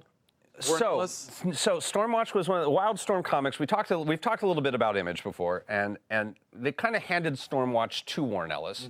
Okay, but quickly, you just got to set the stage for people, because I have trouble with this, and I literally work in this business. Same. Wildstorm was an imprint of Image, created mostly by Jim Lee. Yes. Image Comics was the founded in the early 90s, one of the major independent companies, continues to be. Spawn. Although over there, time, known for Spawn, known for Youngblood, known for Jim Lee's Wildcat, which gave rise to Wildstorm, which over several years ended up becoming kind of an independent thing and then getting purchased by DC Comics. Yes. Where it, to this day, like, the characters from it eventually in 2011 got folded in with the DC universe, many of them. Not all of them. And then about 2 years back, started to re-separate out again when Warren Ellis came in to do a new run of Wildstorm, but as its own new and they're kind of their sort of Avengers/Shield book in that book of like superhero team was called Stormwatch. And they had a satellite, and they defended Earth from things. Yeah. And he was writing it for a while, and it was fine, and kind of, and it was doing it. And he, at some point, apparently was like, "Is there any reason for me not to just go bonkers on this? Because I've got some bonkers ideas. If you guys are okay with them." And they were like, "Go bonkers." And so he eventually, Stormwatch, that team eventually was decimated. He got rid of it. The Stormwatch was destroyed and taken off the map of this Wildstorm universe. And he sort of came up, and his pitch was, it was one of those, and everybody's done one, what if superheroes really existed books, and it is one of those, what if superheroes were realistic and really existed, and his take on it is basically, what if the Avengers were basically villains? What if it was basically, they're just, he says, if you had superheroes, more likely than not, they would be terrible people. The people who would be saving you from these alien invasions would probably mostly kind of be awful. Yeah. And we've seen a lot of versions of this now, but this is one of the most influential ever done. It's an intellectual look. It's less of a grandiose, although it does have the grandiose blood sport and the kind of, I think they literally like spend their first story arc is literally the Authority versus God. I think is actually literally the first story. That is the last. Creator of the that's the last one in this. There's also one the Authority kills Jack Kirby. That one I did. I don't. think that's in this volume. There's a lot. So he creates this superhero team of deeply overpowered, of like the most overpowered. So overpowered, like really, genuinely, and I say this like mostly unlikable people. Okay. With some exceptions, with a fascinating collection of superpowers that get very weird and very interesting, and including one of the first. Gay couples, I think, on any, which was out of nowhere. I'm fascinated to finally read this book because specifically, like, I know the premise as them being sort of irresponsible jerks, but that couple has become specifically very important to a lot of people I love. Yeah, they are. And we are talking about Midnighter and Apollo. Midnighter and Apollo, which are basically it's the what if Superman and Batman got married? Yeah, and it's cute. I will admit. Pretty cute. It is pretty cute. It's less that they're irresponsible jerks. It's more that they are just like in any other comic universe, they'd be supervillains because at one point they literally, there are points in this book, and I don't want to spoil, where like they're just like, they just roll into countries they don't like and take them over. And like literally just walk into countries and say, you do anything we don't like and we will blow up your house, kill your whole family. and kill everybody in your military. yeah, Every like- single It's like person. a very Don't fuck with us. unsustainable form of government. They literally, there's a sequence in here where Jenny Sparks, who's an amazing character. The spirit of the 20th century.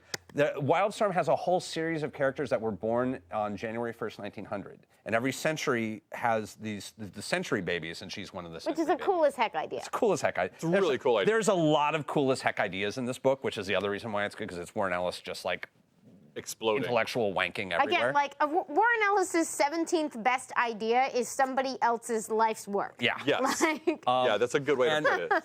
At one point, like they're doing something, and the U.S. military like threatens to intervene, and they're like, we're going to do this thing. It's like we're going to send missiles to New York in the Avengers moment, and literally, it's just it's Jenny Sparks just telling Apollo, it's like Apollo, like maneuver 5, and Apollo flies right through the White House and puts a hole in it, and she just says, "Mr. President, the next shot goes 15 feet to the left," and just hangs up. Like Wow. it's literally that's the book. Yeah, like they essentially like they say we know better. Yeah, Let us get out of our way. they are let Dr. us- Horrible. Yeah, get out of the way and let us do our job. The world needs, the world world- is a terrible place, and I just have to rule it. yeah, Well, but it's that's not that just they want to literally rule it. But they do. superheroes. They do, but I don't know that it's so much a will to power, so much as it is Yikes. Yeah, no, I mean, like, you realize, that so much as we have this power and we're using it to save the world, but you they do it by jerks killing a getting bunch in our of people. way. Like, they're and really, we kind of don't mind the collateral damage. they are, That's called supervillainy. that is literally supervillainy. No, but like I'm saying, like there's a nuanced difference between I want to rule the world, which is I don't think that that's what they're doing. I think they're saying we're trying to keep the world safe, stay That out is- of our way. that is still supervillainy. I see One it is what they differently. think they're doing, and one is what the rest of us One is think Doctor they're Doom, doing. and the other is Thanos, man.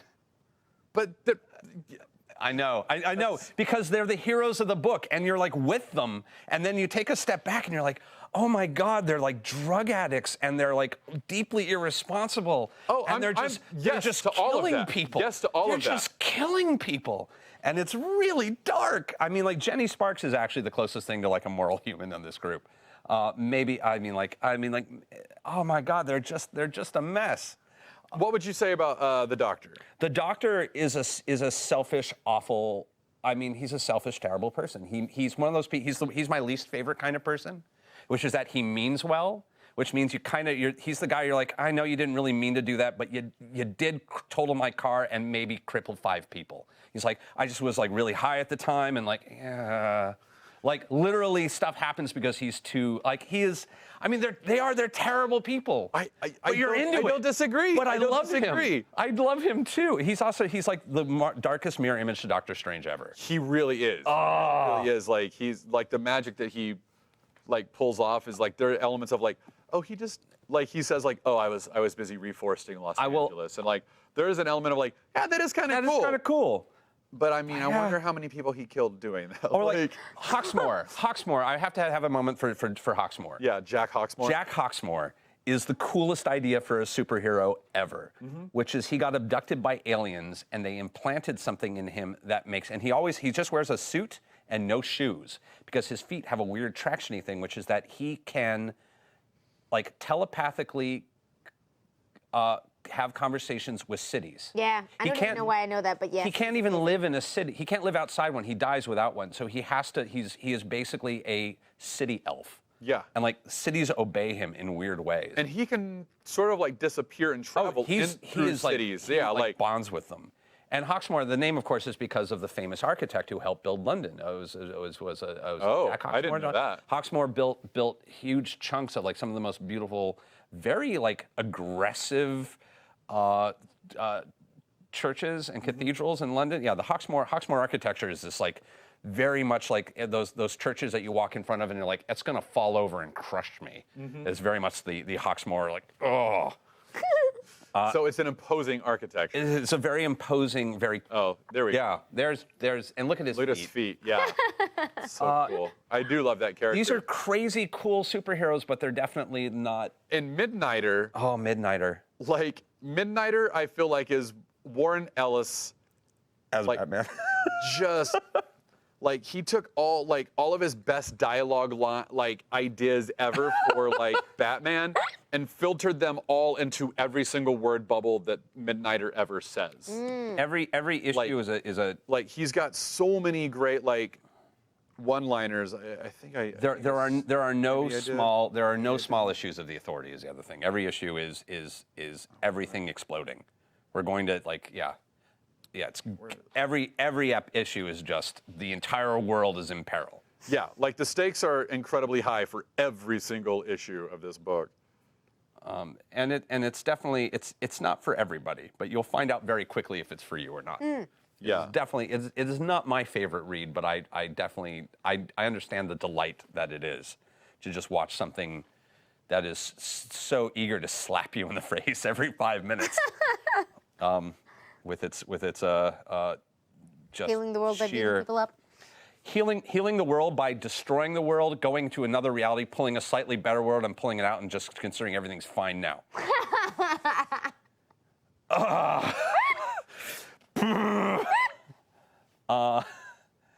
Healing the world by breaking people's fingers and building trees that grow whatever you program into them. I do hope you're sending us your topic. Please do. As an example of like just great Midnighter dialogue, like he dodges a couple punches from a guy, Batman. and the guy says, "How did you dodge my strike? You cannot be that fast." And he goes, "Oh, I can.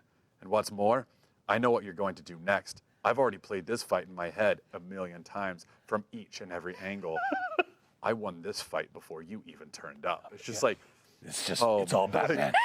so. But I will say that the Midnighter so Apollo funny. relationship is kind of adorable. They are pretty sweet, and that they are the two characters that actually got pulled over into the DCU because they are definitely fan favorites. There's a lot. They do fight Kirby. Kirby is was like a genetic engineer. He was like hired by some government to come up with ideas for superhumans for them to build for operatives. And so it's literally Jack Kirby creating Avengers to fight creating Jack Kirby characters to try and kill the Authority. It's like really, it's a weird. Warren Ellis has gone on to write a bunch of other fantastic mediums. I don't know why, but that reminded me of his episode of Justice League, Yes. the animated series, or possibly Justice League Unlimited.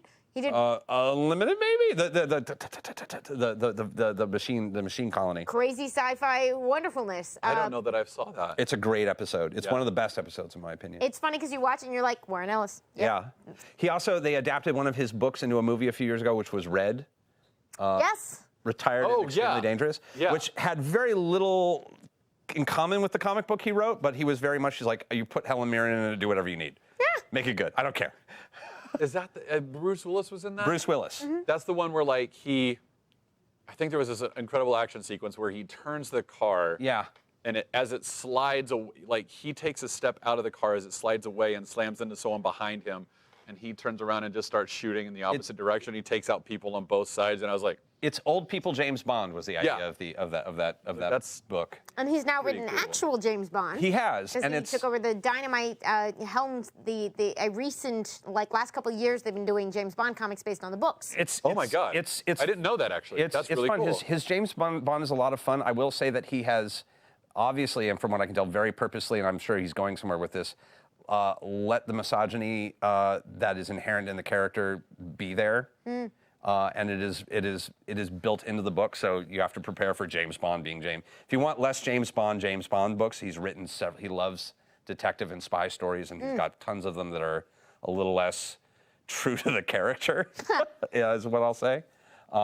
Desolation Jones is one that I'm a super big fan of. I did not get a chance to I read haven't read Desolation Jones. Desolation Jones, I will say I love Desolation Jones. But when I saw that name, I was like, well, of course Taliesin loves it. Well, it's called Desolation Jones. I'm gonna pitch this to people because this is like a Chandler nightmare. Like from Friends? Raymond Chandler. My God, you just dated me. So Oh, hard. you just invented a whole. Please, somebody make the joke Twitter account.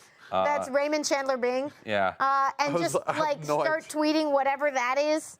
The idea of Desolation Jones, thank you for putting that up there, is and I love this because I love Williams. It's J.H. Williams, not at his height yet, but he's definitely starting to play around. And I'm a huge J.H. Williams fan. He is like one of my favorite comic book artists. Another Wildstorm title. Yeah, it takes place in Los Angeles, which I love, and they really capture LA really well.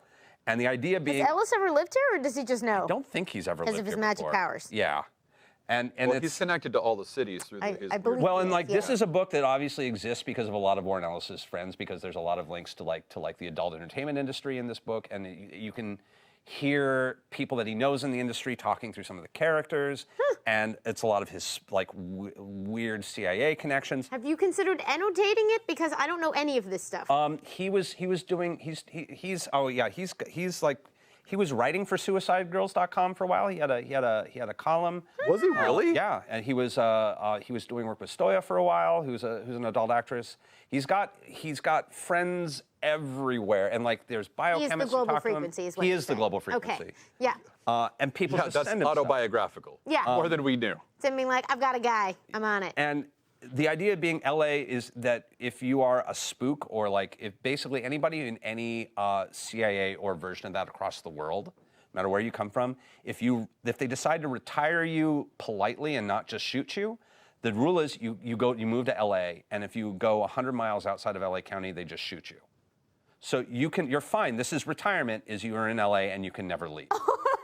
And so Desolation Jones is kind of this weird experiment of the British Secret Service, who's just this fucked up detective, and his thing is he works as a private detective for the spook community, for the retired spook community in Los Angeles, who are people who often need things dealt with, who can't go through normal means and are very... And can't leave.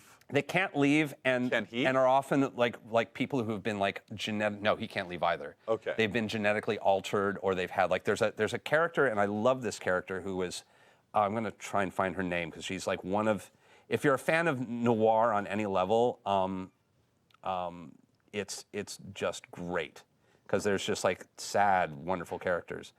Let's see, where are we going? I love this. Fembot Artsy Pants in chat says, I tried pitching Desolation Jones to a friend over lunch yesterday. I'm not sure it went well. Emily Crow. No, Emily Crow. Bimbot. Emily Crow is an amazing character. I love Emily Crow. I'm going to pull her up right now. She's a character who shows up in this book, and this book is dark the way noir is supposed to be. It's very sad. It's very heavy. They are literally looking for this. Ooh, pretty. Yeah, Yeah. She's great. Her thing is she was genetically modified by the CIA to be a honey trap. The idea being they were trying to change her pheromones to make people like more enticed to sleep with her so that she could be that kind of spy. But it went wrong, and instead it hit the lizard center. So now her presence just makes people deeply uncomfortable and not want to be around her. So she's just this extremely sad, very lonely, intense person who just lives in an apartment and has gotten really good at communicating over the internet, where her pheromones don't make people want to like kill her or run from her in disgust.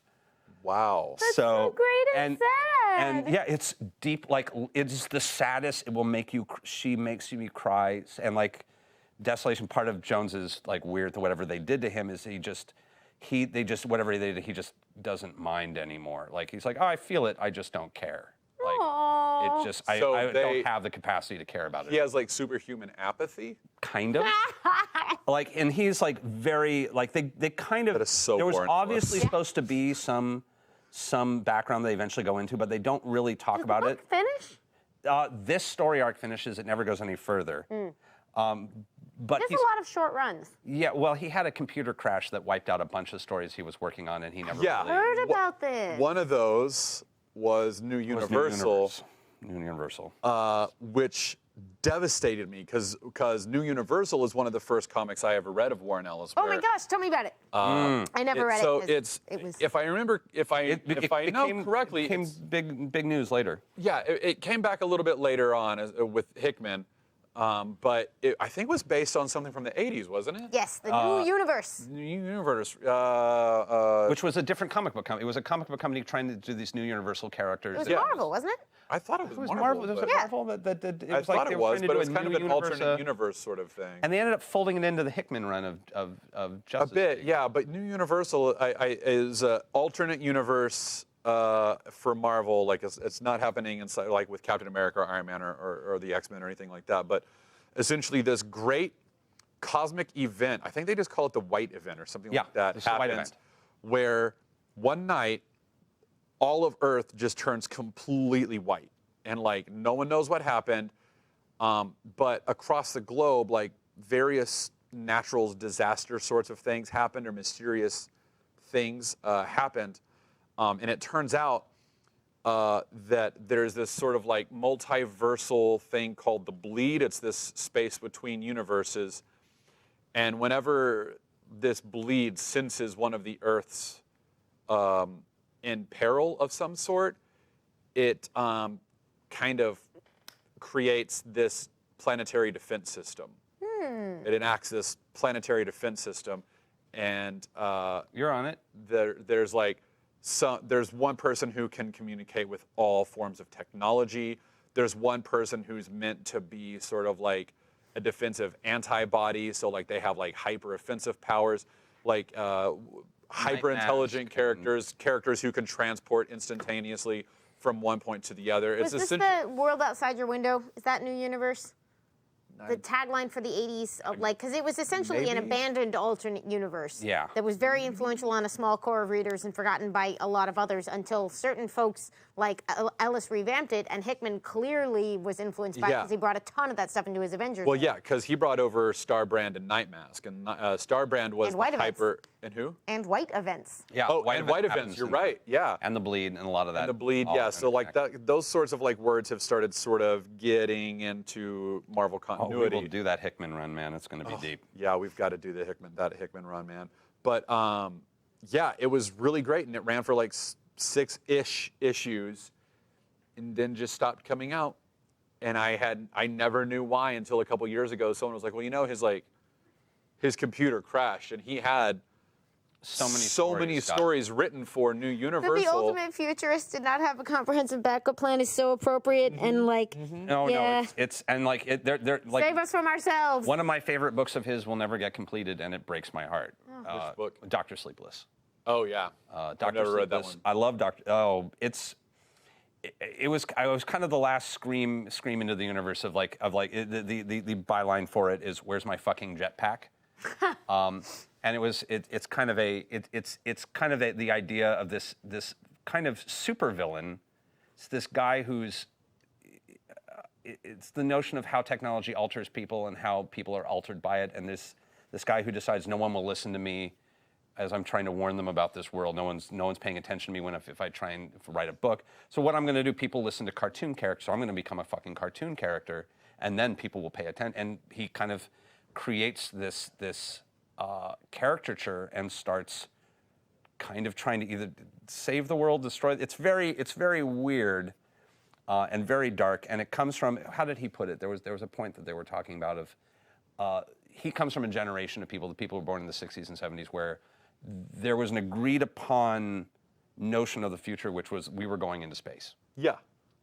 That's where we were going. The mankind, we're going into space. So we've all agreed we're doing this. And he's like, now there are less spaceships now than there were when I was a kid. We've just all agreed that's not happening Yeah. anymore. Oh, never mind. We were wrong. We've all decided we're not doing that anymore. Yeah. And kind of the idea of just the deep disappointment that we're not doing anything anymore, and there's just the disappointment with people, and the sheer misanthropy of it, and kind of how to absorb that in I won't even say a healthy way, but kind of a way of creating In a natural way, maybe, or organic. There is or nothing human? organic or human about it. It is a dark poem. I don't even know, because it never finished, so I never really got to see where he was going. But at first, it feels like almost like a breakup letter to the future. It's not me, it's you. Oh, that's so And it's. I've got some. So much of his stuff is really. You have to be ready and willing to have some very dark ideas. Also, we'll have to devote entire episodes to Planetary and Transmetropolitan. Planetary and Transmetropolitan are so deep that it's. Two absolutely fundamental works of science fiction in comics, of very different types, but. Yeah, Dr. Sleepless goes into a bar called the Shank Valentine, where people are trying to modify their bodies surgically on tables for fun, and pulls out a thing and brings someone and actually saves a guy who has died on a table trying to get an implant by jump starting his heart with a electric bolt. And he says, "There, I'm Science Jesus now." A shot for me and my nurse, please, barkeep. Electricity can only be replenished by whiskey. This is actual physics. Do not argue with me. I'm a doctor. That's great. And he's kind of trying to parade himself as a joke so that no one takes the insane shit he's doing seriously. And there's a Cthulhu aspect to it. I thought it was going to be. I was really excited to see where it went, and it never. Speaking of that, Cthulhu reminds me. That's that sort of like Lovecraftian slash H.M. Is it H.M. Geiger? Am I saying H.R. Geiger? H.R. Geiger. I was like H.M.'s not right. H.R. Puff and stuff. Yeah, H.R. Geiger was in the Authority, like the God that you were talking about, like where they basically like take on God. That was a very Lovecraftian. Very Lovecraftian. Like, sort of just like an H.R. Geiger, like I know we probably don't have a ton of time left. We have doing all right. There are a couple of things that are a little brighter I want to mention. Okay. Because I know it's very easy to get down into the. For those of you who are like, wow, I wish there were more Black Mirror episodes to watch. We got stuff. Let's talk about something brighter, and let's talk about Colleen for a little second. is that Orbiter? Yeah, this is Colleen Doran. This is like one of her first big books. And I haven't read it. I love her work. I love her art. I think she's fabulous, and I haven't read this one. This is, if you're a fan of space travel, this is a sexy, fun love letter to NASA. It is it's almost a Twilight Zone episode. Is it just this one book? It's just this one book. It's all you need. It's a quick, easy read, and it's if you're a fan of what is Stevie's got a great phrase for it, is competency porn. Nice. Yes. Yes. Yeah. If you're a fan of like watching people really be good at stuff, like The Martian. like the Martian is pure competency porn. Of like, Yeah. grow those potatoes, hot, hot, Grow them. Grow them. grow them. Recycle material, yeah. A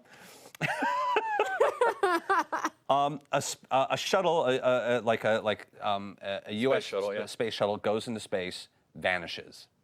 The NASA program basically shuts off and goes away, and is completely defunct. And then years later, I want to say like the Kennedy Center is literally like now a squatting place for people. People squat there to live. How many years later do I want to say? It's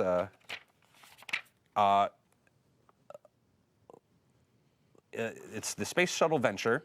10 years later, crashes in Space Kennedy Center. Ooh.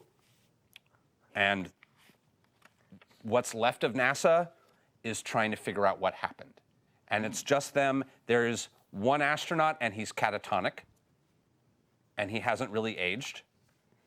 And it's what's left of NASA trying to find out what happened and talking about why space travel is important and why it's important to the human spirit and how these scientists start to figure out, like they're looking at the ship and trying to figure out what happened and reasoning their way through this fascinating discovery. And it's if you are a fan of, like, again, competency porn or science pornography, just it's science fiction with the understanding that it's really about watching people use the scientific method to figure out science fiction bullshit with stunning art.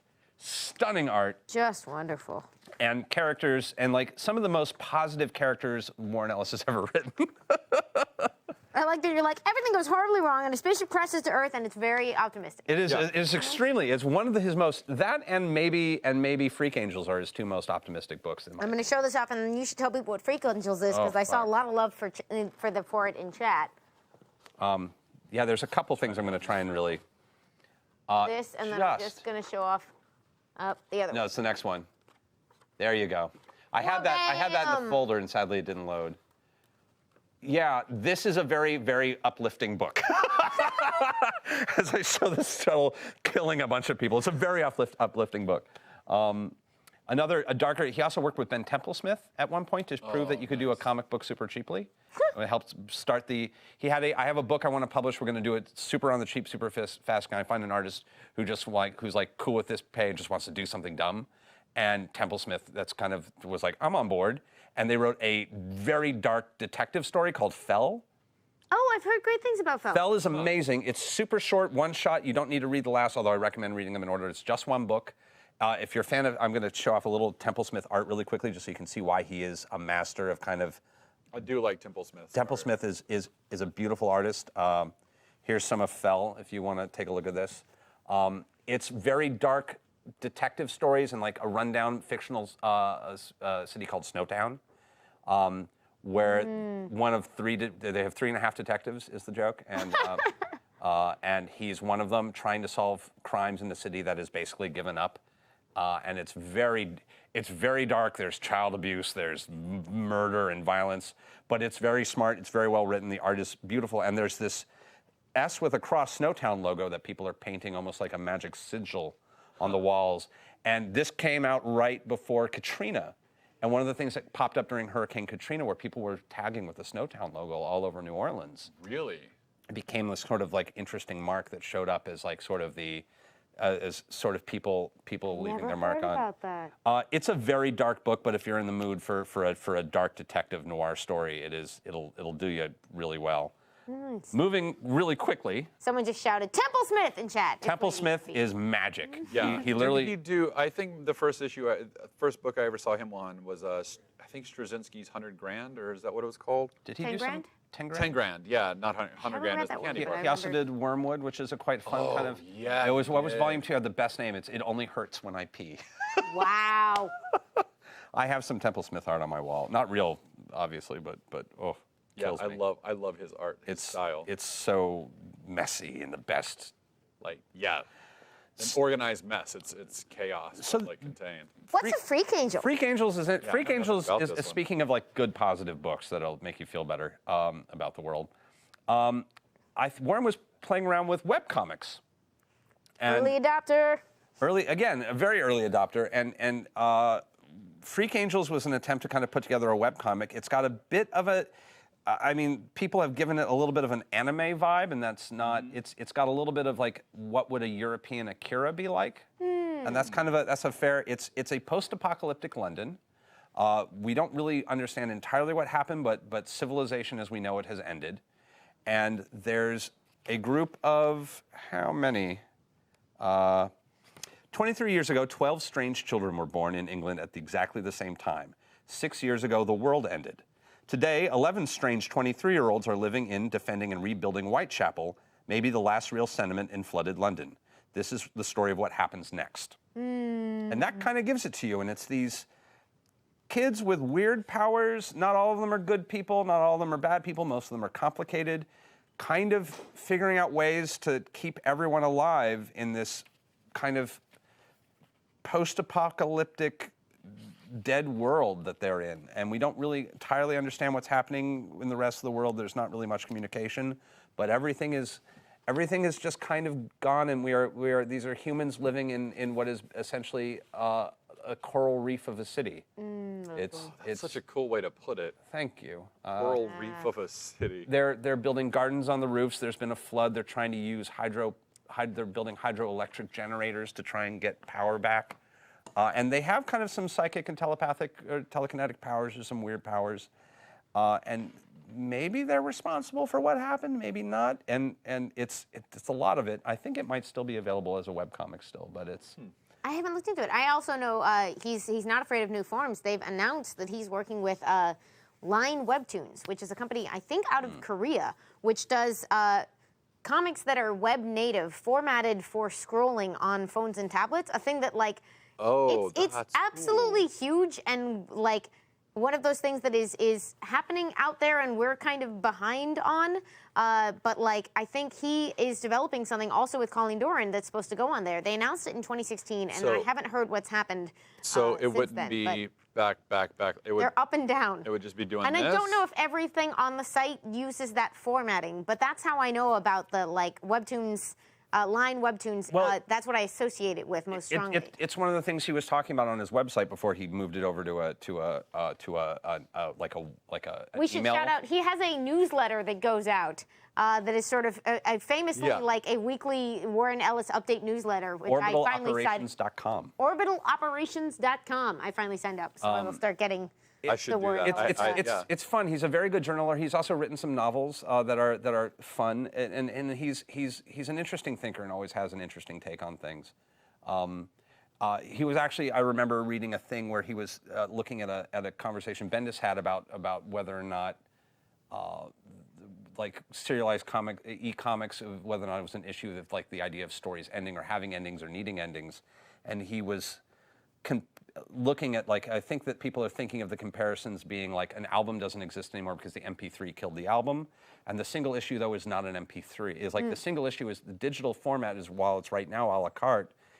Once people start writing for a digital format, it's not going to be this. It's not going to be the same thing. And kind of looking at how the digital, he's been very interested with how digital technology is going to change comics, and he's a big thinker in that direction, and has a lot of interesting opinions. We should do it at some point. We're always threatening to do a webcomics episode, but we should look at the predictions and the realities, because there's a lot out there now of different formats and what caught on and what didn't catch on, and sort of there was an entire wave where like Scott McCloud wrote Reinventing Comics and predicted a bunch of stuff.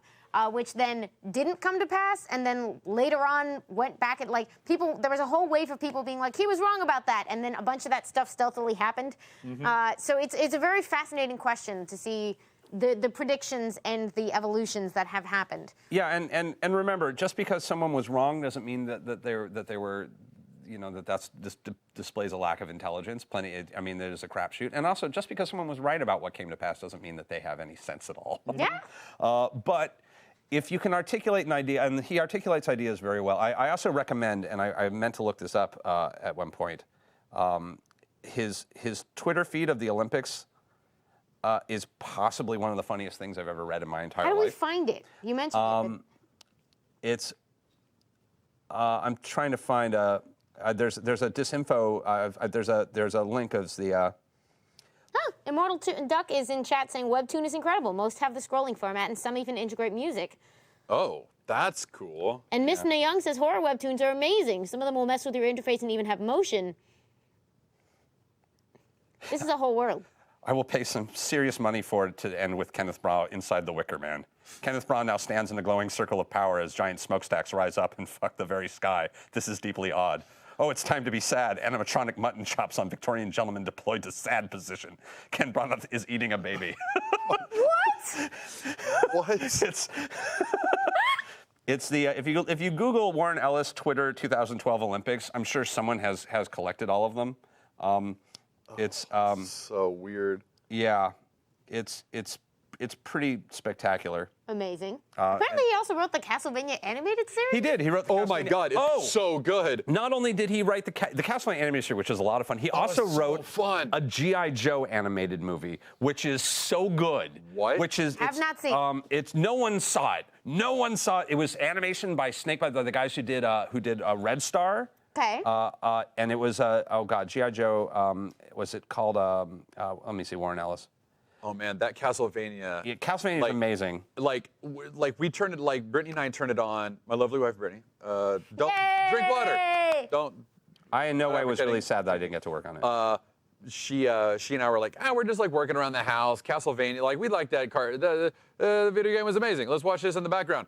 And within like 5 minutes of the cartoon, like we both have like whatever we were cleaning like in our hands, still just like in our hands, staring at this. This is really good. Hey, let's just stop cleaning and let's just sit down and watch this entire series now. Like G.I. Joe Resolute, you can find it on YouTube. It was like, I think it was a pack-in with some toys. G.I. Joe Resolute is weirdly great. Cool. I'm not a big fan of G.I. Joe. This is weirdly great. And he made a comment at one point because he was writing it for Hasbro. And he was like, it's interesting working with a toy company because I'm like, I'm writing this up right now. Is it okay if I blow up China? And they're like, we don't really feel too good about that. He's like, how about Russia? And they're like, oh, that's fine.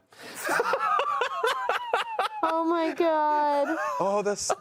I don't know. And Cobra Commander Indy, and like, it's actually like really a weirdly fun web series that you can find. The G.I. Joe Resolute animated series had some amazingly talented people involved with it. Some of the people worked on the animated thunder. It's great. Check it out. It's great.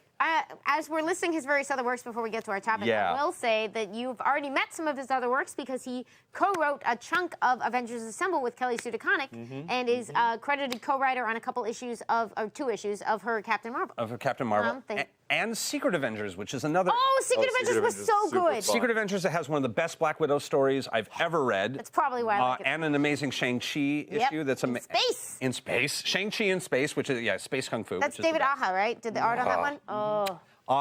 He also, and there's not enough time to talk about it, wrote an amazing run on Moon Knight. Moon Knight. He redefined that character in like the best way. Like, I love his interpretation of what he did with Moon Knight. Batman, but crazier. Like Well, he Batman, did but that crazier. creative team, and he made an indie comic with them, which I haven't read yet. Wait, but they what? did Declan Shalvey and Jordi Belair, I think, were his creative team on that, and they went over to Image and started Injection. Which is great, which is a lot of I fun. haven't read it I yet. just started Read it Injection. yet. It's a lot of fun. Just saw the option announcement on that thing. yeah, Don't ever hold your breath on those, but good. You never know. congratulations. If you see Moon Knight in a stark white suit and the hood, In a that's three-piece suit. in a three-piece suit, yeah. But he still also has like the Moon Knight outfit. He Yeah, still also he- has like the weird skeleton one. He actually, like, that book is meant to actually try and marry every version of Moonlight. So they actually take him through like street vigilante and the suit, and like then slowly figure out how to mix that very weird. Moonlight we'll talk about someday is a weird.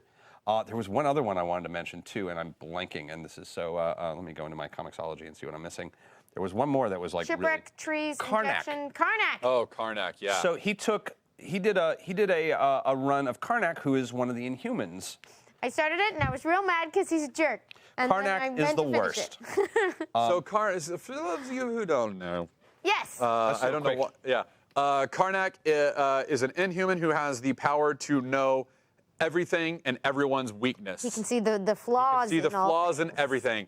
So he doesn't even have to, like, maybe your flaw is that you need to get punched to the nose, or maybe he just needs to talk very pointedly about your like upbringing or your psychology and just break you that way. Like, he knows your flaws. He can see the flaws in like structures and buildings and plans. Like, And he's kind of like a monk of the Inhumans. yeah, he's very monastic. Part of a group that is supposed to shepherd Inhumans into their world. He's got a couple great lines in this book. Like at one point, like someone fires a gun at him and he just taps the bullet in the air as it's coming at me and it shatters. And he just says this: "Your bullet was flawed from the moment it left the gun. Your flaw was you were flawed from the moment you were born." And starts heading like. He's leaving his monastery, and he's like, "Friends, I must again leave you for a while to engage the human world and secure our own future. While I am gone, consider the stone cairns in the ground floor of our tower. Consider the stones as the visible manifestation of blind time. The stones cannot perceive us in any way. In 100 generations of human life, they only grow more perfect. The stones matter more to the universe than you do. Even to a stone, you are nothing. And remember to clean the latrines." That is Karnak. Karnak. He takes smiling as an insult. Yes. It has a very good Agents of S.H.I.E.L.D. tie-in in the first issue because Yeah. they bring in some of the agents of Coulson and those group. It's if you're into bitter old men. And I love the Inhumans when they're handled really well. Yeah. Like, Yeah. I love it's so Jack Kirby in all It's the key best that you have ways. to let them be strange. You have to let them be really weird. You said key and strange in the same sentence. Thank you guys for letting me rant about my Yeah. Do we have any questions before we do our 5 Yeah, minutes? does Like, we have anybody have anything? I time know for maybe one question before we do our topic? we didn't even touch so many books. Well, I don't know the story, but I'm hoping one of you do. Zoolander asks, have you heard the time Warren described getting called up by Alan Moore for hours on end? No, but Oh. If you have that story, tweet it at us. I will admit there was a Comic-Con where I found him sitting outside one of the hotels. Warren Ellis? Yeah, holding court to this amazing menagerie of interesting people, and just snuck in, grabbed my glass of whiskey, sat down, and I'm like, "This is the best night ever." And he was just Red Bulling, talking to a few of my weirder friends from it was. Well, speaking of Alan Moore, I think Alan Moore wrote the introduction for Planetary. He might have actually. That makes sense. Yeah. That makes sense. It's a very Alan Moore book. Yeah. We can do a whole episode on Yeah, we really Planetary. should. Planetary. And We'll do a Transmet. Planetary. We'll have to do both of those. Let's see. Yeah, dissecting the 20th century.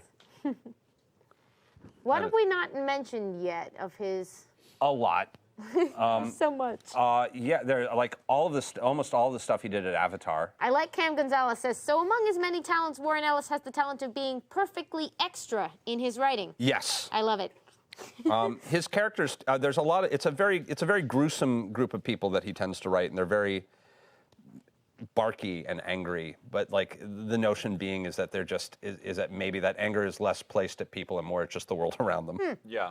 Are you all ready for the topic? Is it time? Heard. It is time for the topic. The topic. The topic. It's time for the topic. Trying not to contribute with any existing songs, and it's hard. That was not a song. We just made that up. We made that Yep. up. Is that a song that we didn't know about? It could have launched into one very easily, but That's I'm fair. showing restraint. Okay. Thank you. This is the Producer one Liz. time This approves. I Round of retire applause. from restraint after this victorious exercise. Today's topic on the Wednesday Club, relating, I hope, maybe, to our Warren Ellis themed episode, is 5-minute topic from hundreds of small birds, who I hope is actually hundreds of small birds. Oh man, that's Certainly would help such with a my great typing if name. I were. Such a great name. You are a bartender tasked with creating specialized drinks for one Marvel and one DC character. Oh No! What kind of drink is it and what kind of bar do you serve it in? Go! Oh my God! I have a friend who can do this so much better than I could. Can you read it Damn it. again? Okay. Hundreds of Small Birds asks us, you are a bartender tasked with creating specialized drinks for one Marvel and one DC character. What kind of drink is it and what kind of bar do you serve it in? Oh, I can do this. I can Okay. do this. I've got an easy one. I've got a Marvel. A Marvel is I've got. Okay, are you ready? It's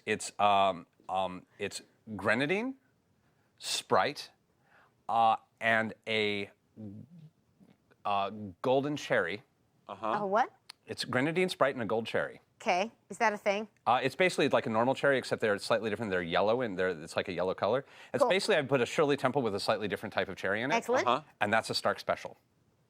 Oh, that's wonderful. There you go. Because it's got the little gold, it's red and gold, and it's non-alcoholic. And it's non-alcoholic. Because That's Boom. really lovely. demon in a Feel bottle. good about that. All right.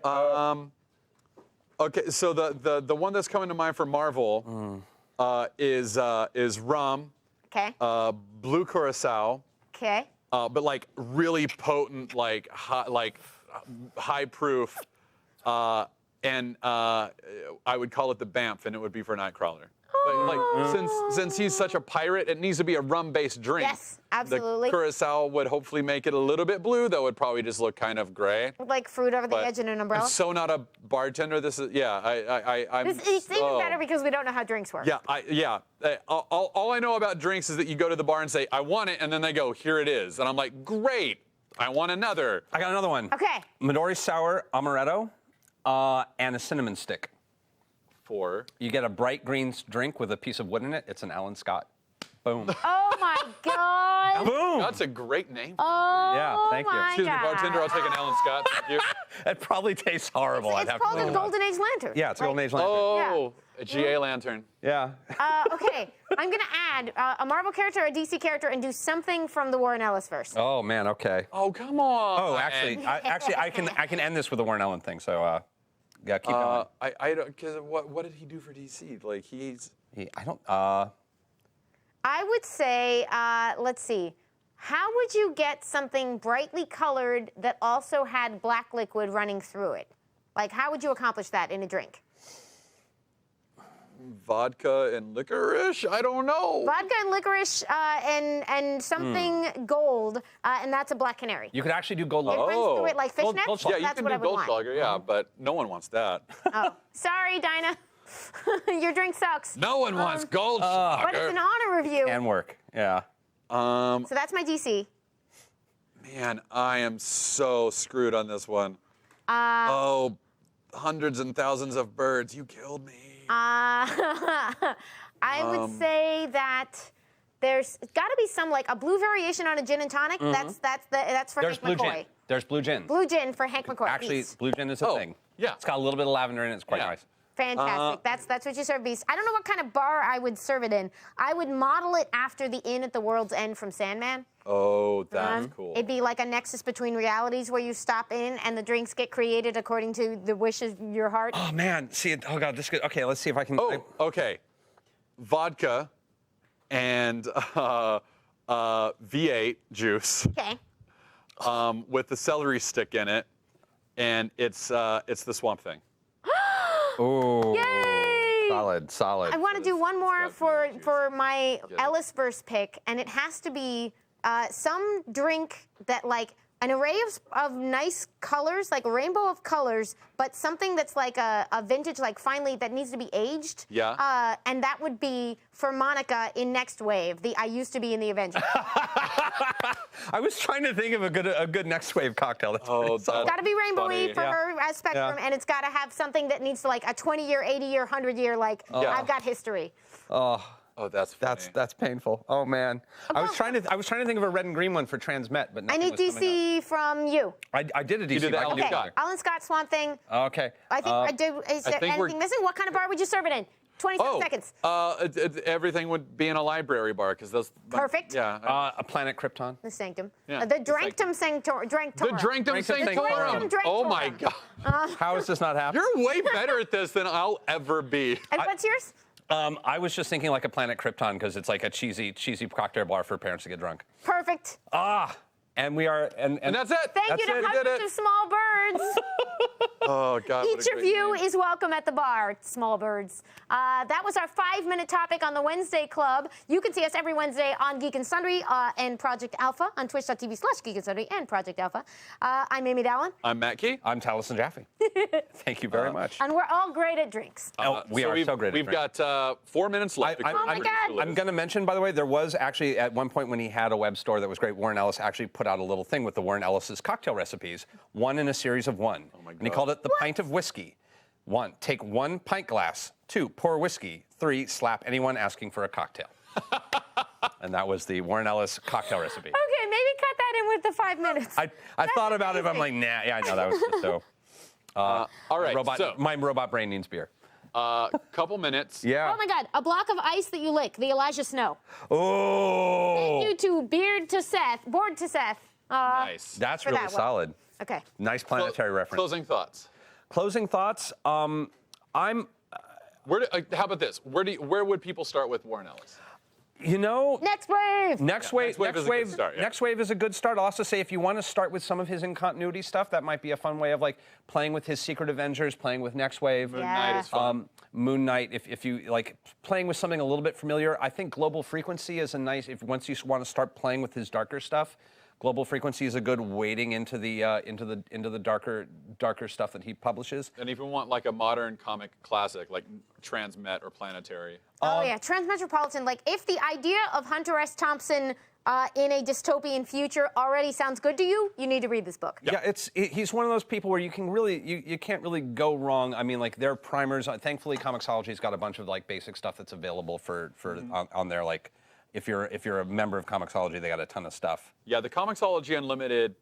It's a is subscription service. Yeah. a subscription service, and it's a great service. They've got Trees currently. They've got Ministry of Space, which is a good one that we didn't really. Which is what if the British had taken all the Nazi scientists after World War II and gotten their own space Oh, space wow. thing. They've also got Iron Man Extremis that we didn't talk about. Oh my God, Oh my yes. God. Sorry. If you're a fan, Iron Man 3 was loosely based. Yeah, on if you're a that. fan of Iron Man 3, the Extremis books are basically Warren Ellis going like, you could kind of almost build Iron Man now. So how can I make Iron Man like more of a sci-fi, like push him to the bleeding edge of it, as opposed to like something that you could almost kind of build now is like he's getting too outdated. Yeah, he needs to be ahead of us. And really helped reconcile the notion. It's like a good retelling of the origin of Iron Man, unlike that doesn't feel like a retelling of the origin. Yeah. And it's really. It's a great characterization of Tony Stark that I think it's a really great read of the idea of the notion of futurists versus kind of fighting people who are trying to destroy the future Yeah. and bring us hurtling back to the terrible world that we what are we talking about next week? Ooh, next What week. are we well, talking about good next week? question. Next week we will be joined by Coy Jandreau. Yes! We I know are what this going means. to. We're going to prep all of you for the Deadpool movie, and we're going to talk Breaking the Fourth Wall and Deadpool next week with Coy Jandreau, who is a delight. He's is. delightful, and he's the biggest Deadpool nerd Biggest I've ever met. Deadpool nerd ever. Like His yeah. heart is full of Deadpool love, and it will make your heart full of Deadpool love. Be warned! Be warned, Be warned. ye Wednesdaisies.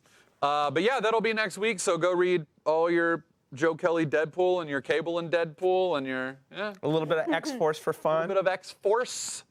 Good, the bad, the ugly, and that's we'll see you next. And stay tuned for Weave Society. Ooh, is that a show that you're on? It is welcoming back the amazing Steph Woodburn, who's going to Aw. run tonight's game. Oh, nice! Yay! Well, I'm Taliesin Jaffe. You'll see me tomorrow on Critical Role if you're around. I'm Matt Key, and you and I will be doing Screen Junkies movie fights tomorrow. Yes! Yes! Special event. They raised money for women in film, and we're so excited to do this. And Yeah. I love that you were just like, if you're not busy on Thursdays, whatever. You know, Yeah, no. Yeah. And, Matt Key, Amy Dallen. and we'll see you next Wednesday. Next Wednesday. Jazz hands. know what. Snap, Did we snap, get snap, this dance wrong? number, Are we West like Side holding Story. up? Are we doing? We Are don't we? know. I don't know what happened.